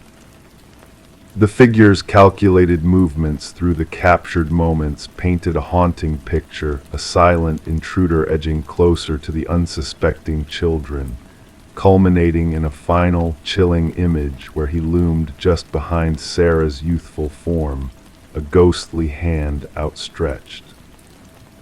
"The photographer," Reed suggested, a hint of skepticism tainting his words. "My mother captured these moments, setting the timer and stepping into the frame herself," Sarah explained, dispelling any doubts of an outsider's interference. The investigation delved deeper as Reed meticulously combed through the past, reaching out to all who had been present at the fateful birthday gathering. Yet no one recalled the mysterious man, no hired help, no visiting neighbors. The secluded property, chosen for its privacy, held tight to its secrets, the figure remaining elusive in every frame, a phantom of the past. But Sarah's discovery of similar haunting figures in other family albums breathed new life into the case. Different occasions, different years, yet the same shadowy presence looming in the background, unnoticed and unbidden.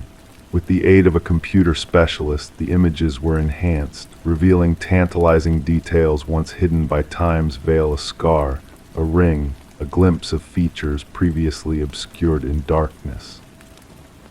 A breakthrough came with the match of dental records in eerie connection to Robert Keller, a maintenance worker who had vanished years ago after being linked to unsolved child abductions in the region.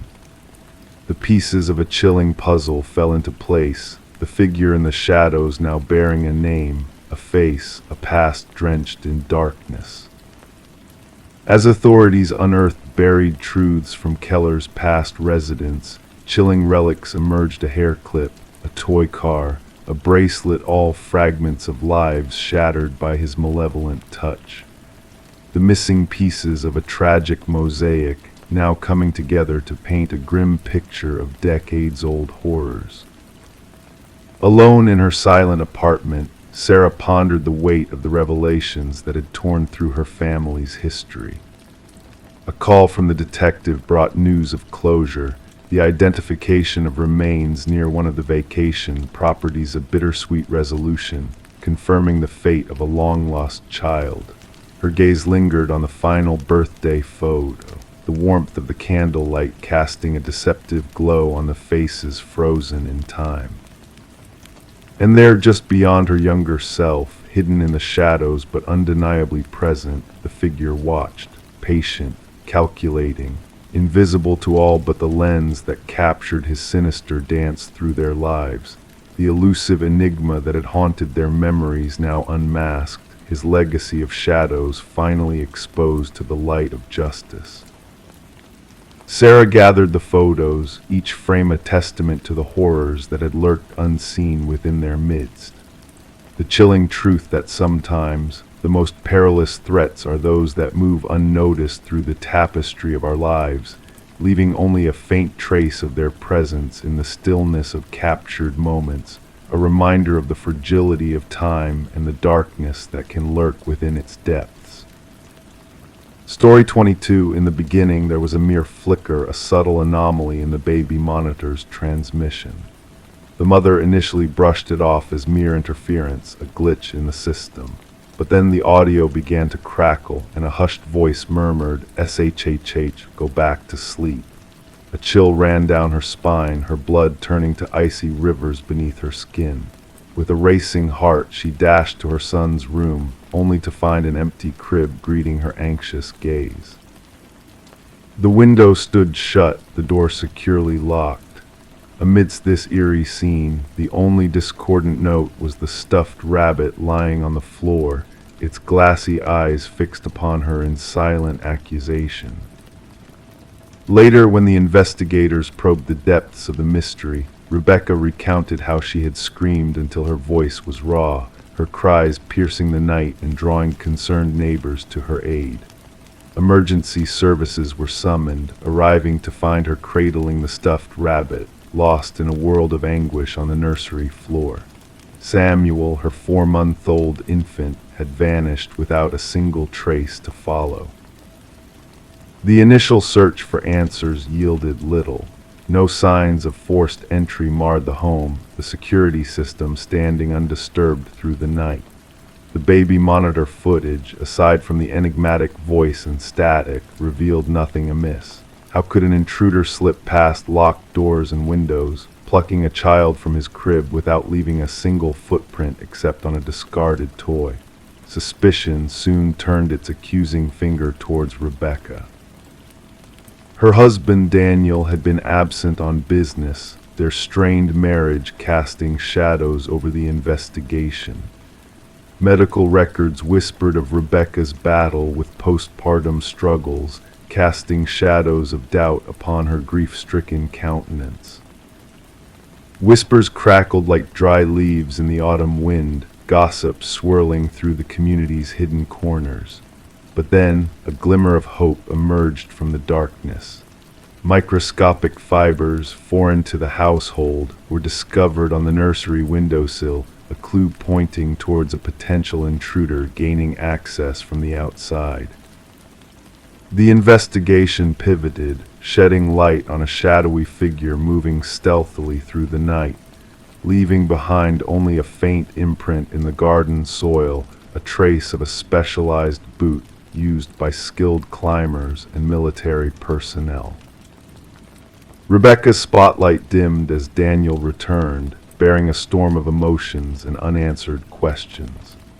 Unusual calluses on his hands piqued the investigator's interest, hinting at a newfound hobby in rock climbing to soothe his inner turmoil. Financial records whispered of troubling secrets, a significant life insurance policy taken out on Samuel's name. The web of deceit tightened as phone records unveiled a clandestine dialogue with an unknown entity, abruptly severed before the abduction. Darkness shrouded the case further when Daniel's hidden life unraveled a second family in a distant community, a secret kept from Rebecca's unsuspecting eyes. With each revelation, the shadows deepened, casting doubts upon a man once deemed blameless.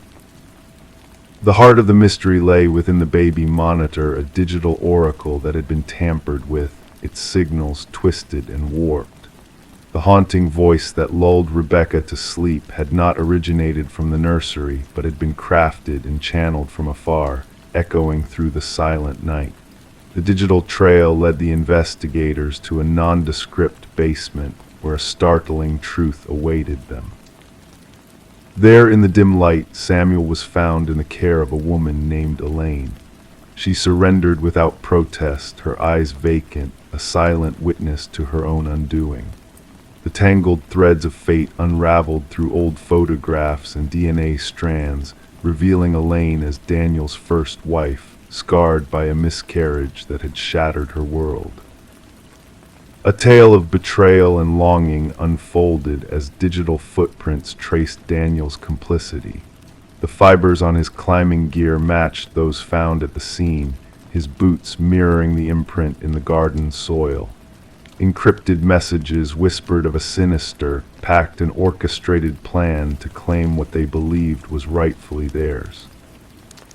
The courtroom fell into a hushed silence as the enhanced audio from the baby monitor echoed through the air, revealing not just the chilling whispers, but also a familiar cough, the echo of Daniel's presence on that fateful night. The jury's deliberation was swift, the verdict resounding with the weight of justice. Daniel and Elaine were sentenced to the full extent of the law for their crimes against an innocent child. In the aftermath, Rebecca and Samuel sought solace in a new beginning, far from the shadows of the past. The case served as a cautionary tale, a reminder of the dangers that lurked in the digital realm.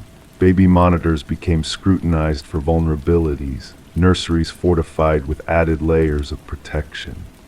The fragility of trust in a world where technology could be wielded as a weapon against the most vulnerable was a lesson etched in the fabric of their lives. Samuel grew up shielded from the memory of that fateful night, his innocence preserved in the cocoon of a loving mother's embrace. And as for the stuffed rabbit, its glassy eyes bore silent witness to the truth that lay hidden within the darkness, the revelation that sometimes the whispers in the night carried more than mere words. They bore the weight of a twisted reality that defied all expectations.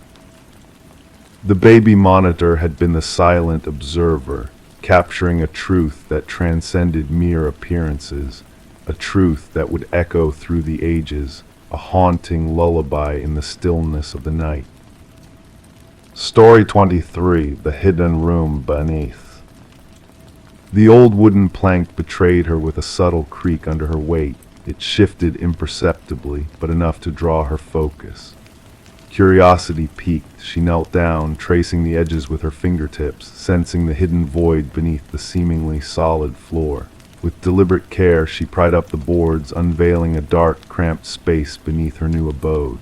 Initially shrouded in dust and cobwebs, her eyes gradually adjusted to discern the contents below. A mattress, a chair.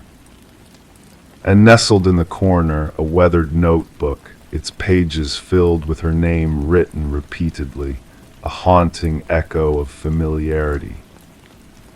Detective Morgan Reed loomed behind Sarah Coleman, who peered into the abyss beneath her freshly acquired dwelling. Beyond the mere discovery of a hidden room, Sarah's widened eyes reflected a deeper fear and invasion of safety, a sinister presence encroaching upon her anticipated fresh start. "Don't disturb anything," Detective Reed cautioned, her voice steady yet resolute. With a click, her flashlight pierced the darkness, unveiling walls adorned with surveillance photographs capturing Sarah's every move entering buildings, conversing with friends, walking to her car. A clandestine homage to an obsession that had lurked right beneath her feet. Sarah had bought the quaint cottage from the estate of the reclusive Walter Green, an elderly man who had passed away without kin. The property had sat vacant for months before hitting the market, described in listings as charming and ripe for minor upgrades.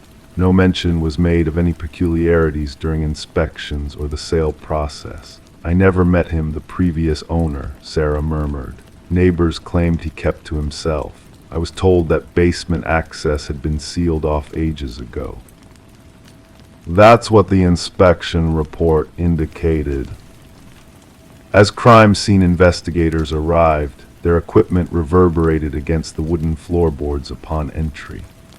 They meticulously documented every detail, collecting evidence and eventually extracting the mattress, chair, and notebook from the concealed enclave. Forensic scrutiny unveiled an array of fingerprints throughout, all belonging to Walter Green. What troubled investigators most was the timeline they reconstructed. Walter had been monitoring Sarah for at least 3 years before his demise. He had shadowed her at community events, frequented the same haunts, and even patronized the cafe where she occasionally worked. Yet Sarah remained oblivious to his presence. The fixation typically escalates, the department psychologist elucidated during a debrief. From fantasy to scheming, the hidden room implies preparations for more direct action. Detective Reed's inquiry took an unexpected turn upon interviewing Walter's former coworker from the local shopping center's maintenance department. Anxious and fidgety, the man toyed with his wedding ring throughout their conversation. Walter mentioned her sometimes, he confessed, said she reminded him of someone. "I thought it was harmless infatuation. I never imagined." His voice trailed off, gaze fixated on his hands. "Did he discuss any intentions regarding her?" Reed probed. "Not explicitly, but he had this phrase he'd repeat about how she's meant for me. I thought it was mere talk." Securing a warrant, Reed delved into Walter's workplace locker, left untouched since his passing. Inside, a key unrelated to any locks in Walter's residence was discovered. Tracing the serial number led them to a storage unit registered under his name. With a grating screech, the metal door of the unit ascended, unveiling meticulously arranged furniture replicating Sarah's former abode, her bed, desk, even her living room ensemble. A mannequin sporting a wig akin to Sarah's hairstyle sat poised at the desk replica. Most disconcerting was a calendar denoting a date a mere week following Walter's abrupt demise from a heart attack. The encircled date bore a single word: together. Further investigation unearthed Walter's institutionalization in his youth due to an obsession with a female instructor. His records chronicled treatment for erotomania, a delusion where one believes another reciprocates their affections despite evidence to the contrary. Following his release, Walter led a quiet life until something about Sarah reignited his dormant fixation. At the police station, Reed laid out crime scene photos across the conference table. In his mind, they shared a unique bond. He believed their union was inevitable. Could she have encountered him somewhere, sparking this fixation? Another detective inquired. Reed shook her head. No evidence points to any prior interaction. Sometimes these obsessions require minimal stimuli. A passing smile, a fleeting gaze. For an individual with his history, that might be enough. Sarah opted to sell the house, unable to reclaim a sense of security within its walls. During the final walkthrough with her realtor, she stood in the living room, arms wrapped around herself. "I can't shake the thought of what could have unfolded if he hadn't passed away then," she murmured. "If I hadn't noticed that loose floorboard, how long would I have resided here, oblivious to his watchful eyes, unaware of the secrets lurking beneath my feet?" Following Walter's demise, the case was closed. designated as stalking with intent to abduct, although the abduction itself never materialized. Psychological evaluations surmised Walter's plan to confine Sarah within either the hidden chamber or the storage unit. Sarah relocated far away, altering her routines and safeguarding her personal information. Detective Reed sporadically checked in on her tacit acknowledgement of how narrowly Sarah had evaded becoming another statistic, another casualty. The cottage found new owners, a young couple oblivious to its history. The hidden room was sealed off, the floorboards replaced. Life resumed its course. Yet for those privy to the truth, the tale of the concealed chamber beneath the floor served as a chilling reminder of unseen perils, of monsters eluding capture, and of victims unknowingly skirting their own demise. Story 24: The Enigmatic Doll. In the dimly lit attic, obscured beneath a worn blanket, they stumbled upon it. A porcelain doll, ancient and fragile, with its piercing blue eyes frozen in an unwavering gaze. Sarah and Michael, a young couple enamored by the allure of a Victorian house they had purchased, were taken aback by the doll's presence. It was as if it had materialized out of thin air, a forgotten relic of a bygone era. Initially dismissing it as just another forgotten trinket of the past, they retired for the night, unaware of the unsettling aura that had settled upon the house. The stillness of the air seemed heavier, the quiet of the night stretching into an eerie silence. And when dawn broke, the doll was no longer nestled in the attic. It now sat ominously at the foot of their bed, a silent sentinel bearing witness to unknown mysteries. Detective Rachel Winters, a seasoned investigator, was summoned on a crisp autumn morning to a scene shrouded in enigma. In the master bedroom, a woman's lifeless form was discovered, arranged in a contorted pose that spoke of unnatural forces at play. Her eyes held a terror-stricken expression, a silent scream frozen on her face. Nearby in the hallway lay the male victim, his posture suggesting a desperate attempt to flee from an unseen threat. As Detective Winters meticulously documented the scene, a chilling realization dawned upon her: the meticulous positioning of the victims, akin to lifeless dolls carefully posed for display. The absence of any signs of intrusion or struggle only deepened the mystery, leaving behind a trail of unanswered questions that lingered in the air like an unspoken curse. The investigation unraveled a tapestry of eerie accounts, from neighbors' shadows flitting past windows, faint echoes of childish laughter resonating through the empty corridors of the house. Forensic analysis unearthed traces of vintage fabrics, reminiscent of doll clothing, meticulously scattered throughout the crime scene. Yet the absence of any tangible evidence of a perpetrator confounded even the most seasoned experts. Delving into the property's dark past revealed a haunting pattern of unexplained deaths spanning decades, each cloaked in shadows of uncertainty and dread.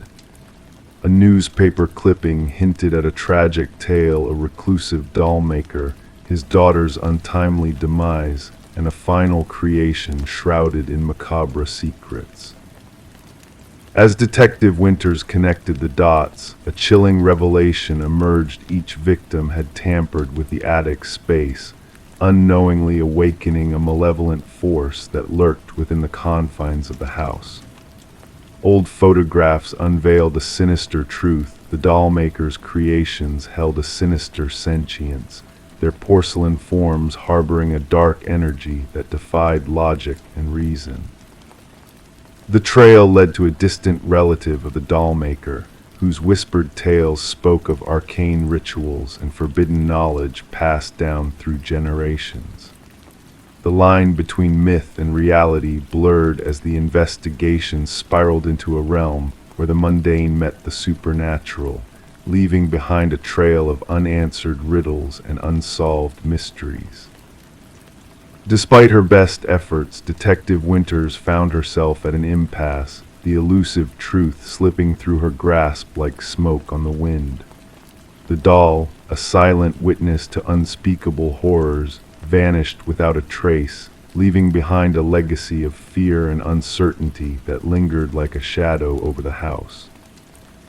As the years passed, the house changed hands, its dark history casting a pall over its once grand facade. The attic, now devoid of the enigmatic doll, remained a silent testament to the secrets buried within its walls. And though the new owners claimed peace and solitude, whispers of a spectral presence persisted, a haunting reminder of a past best left undisturbed. Detective Winters, haunted by the enigma that had eluded her grasp, chose to retire, bearing the weight of untold truths that lay dormant in the shadows. On her final day, she locked away a photograph, a haunting reminder of a past best forgotten, and bid farewell to a chapter of her life shrouded in mystery and darkness. And so the tale of the enigmatic doll faded into legend, a cautionary whisper passed down through the generations, a reminder that some secrets are best left undisturbed, lest they awaken a darkness that knows no bounds. Story 25.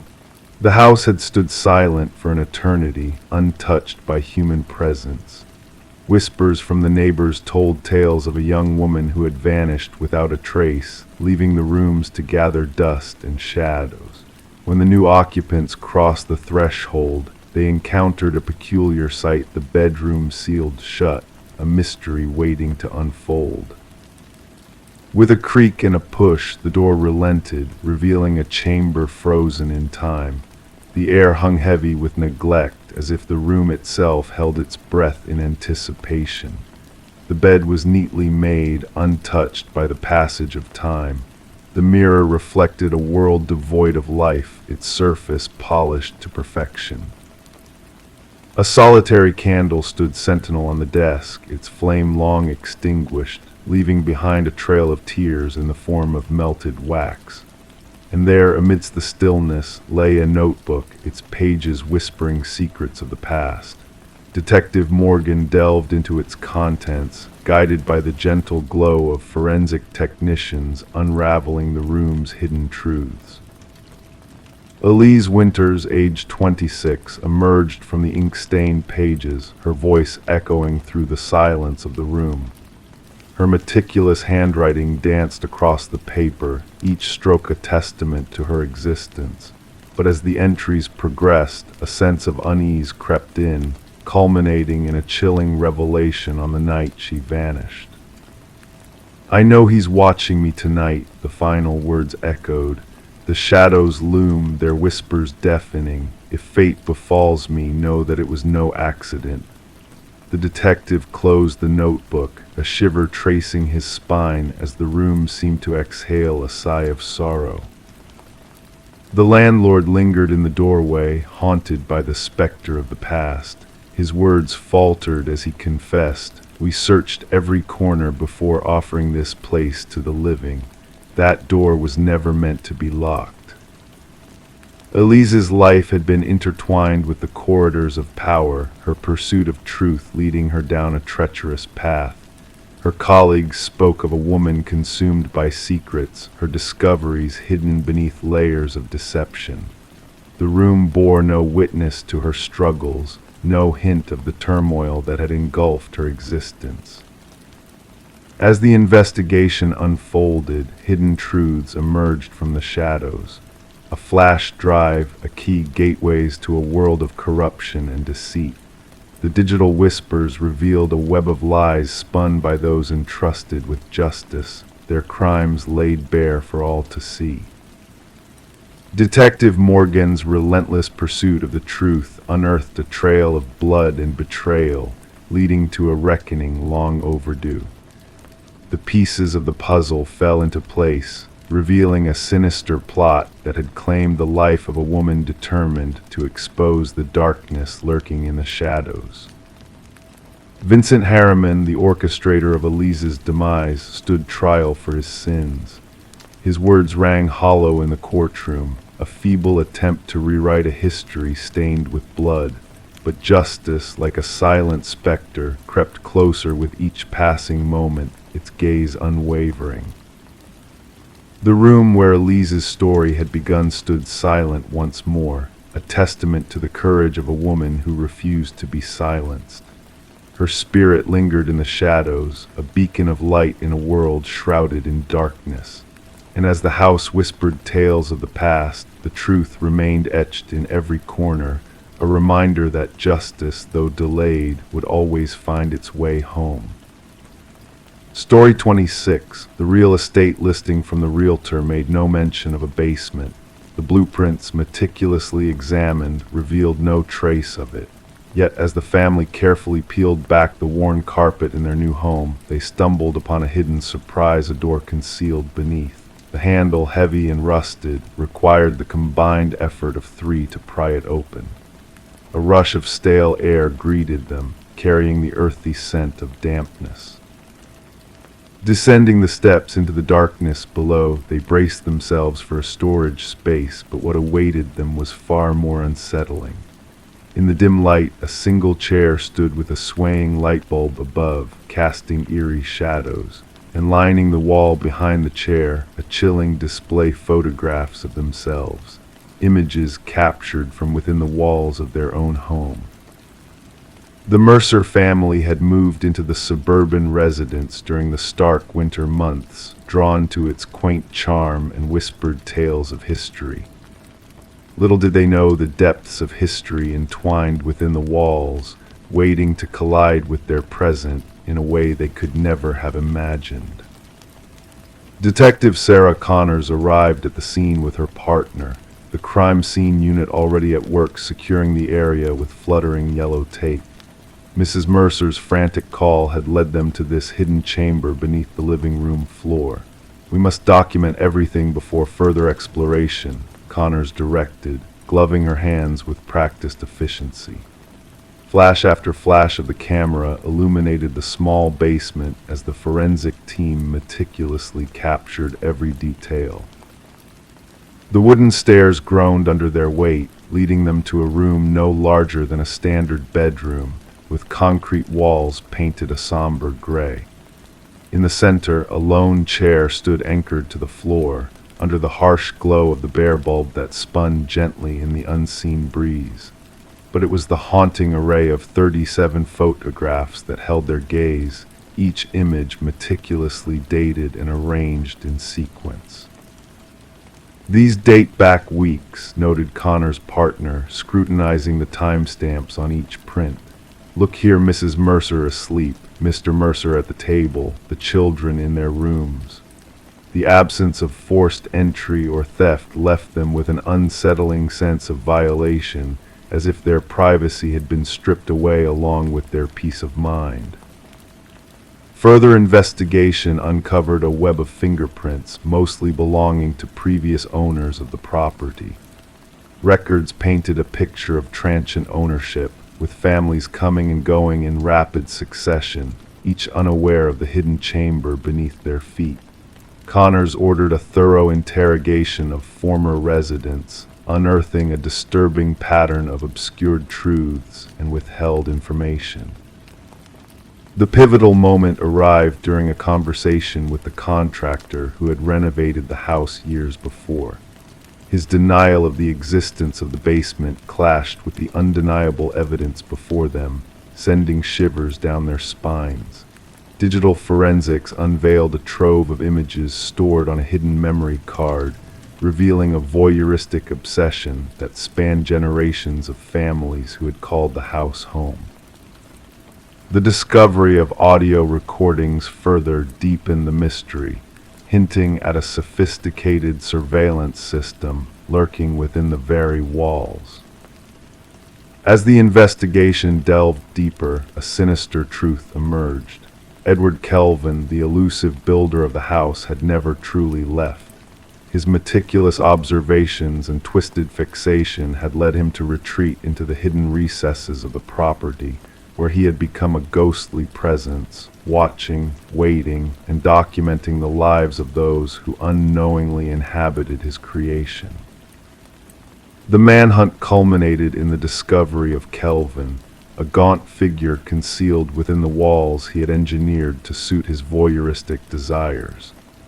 His detached demeanor and delusional justifications painted a chilling portrait of a man lost in his own fabricated reality, where families were mere players in his twisted drama. The trial laid bare the extent of Kelvin's surveillance network, exposing the house as a sinister stage where he had orchestrated a macabre theater of private moments stolen from unwitting residents.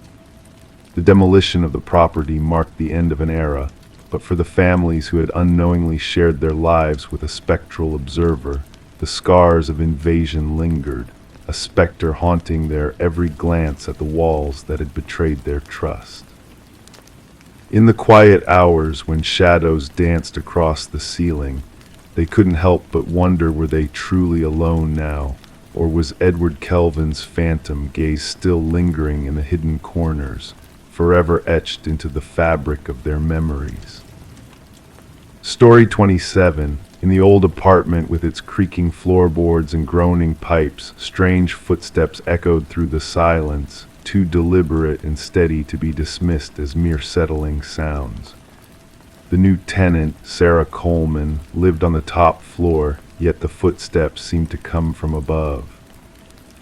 One night, mustering her courage, Sarah tapped the ceiling with a broomstick. The mysterious footsteps halted, plunging the apartment into an eerie stillness. Then, a single knock reverberated from within the ceiling itself, sending shivers down Sarah's spine. Despite the unnerving occurrences, Sarah kept the strange incidents to herself, attributing them to the quirks of the old building. Night after night, the methodical footfalls traced invisible paths across her ceiling, disrupting her peace. Desperate to drown out the unsettling sounds, she resorted to cranking up the volume on her television and wearing headphones to bed. Detective Morris was drawn into the mystery when a maintenance worker stumbled upon a hidden crawlspace during routine repairs. Behind a section of drywall, an illicit passage was revealed, leading to a hidden living space filled with remnants of a clandestine observer, food wrappers, water bottles, and a disturbing notebook. The notebook unveiled chilling details of Sarah's life, meticulously documented by an unknown voyeur. Her every move, from daily routines to intimate moments, had been meticulously recorded. The final entry hinted at a growing obsession that had spiraled into madness. Forensics uncovered a labyrinthine network of secret passages within the building, connecting to multiple apartments but ultimately leading to Sarah's unit. Former residents shared unsettling experiences of feeling watched or hearing unexplained noises, hinting at a sinister presence lurking within the walls. The case took a darker turn when microscopic blood spatter linked to a missing former resident, Martin Weaver, was discovered in one of the crawl spaces. As Detective Morris delved deeper, a pattern emerged connecting the disappearances of former residents to a reclusive man named Edward Mercer, a former construction worker with a penchant for hidden spaces. A chilling discovery at Edward's remote cabin revealed a macabre collection of photos, notes, and journals detailing his twisted observations of unsuspecting residents. The grim reality of multiple graves behind the cabin painted a harrowing picture of Edward's dark deeds. As the manhunt for Edward continued, Sarah Coleman vanished without a trace, leaving behind a cryptic message etched onto a fogged mirror. The hunt for Edward, the elusive architect of terror, intensified as authorities unraveled the extent of his sinister schemes. Detective Morris, haunted by the specter of Sarah's fate and the echoes of the hidden passages, found himself listening intently to the silence of his own home, pondering the chilling possibility of unseen eyes watching from the shadows. The enigma of Edward Mercer, the phantom of hidden spaces, lingers like a ghostly whisper in the night, a reminder of the darkness that can lurk behind the facades of ordinary life.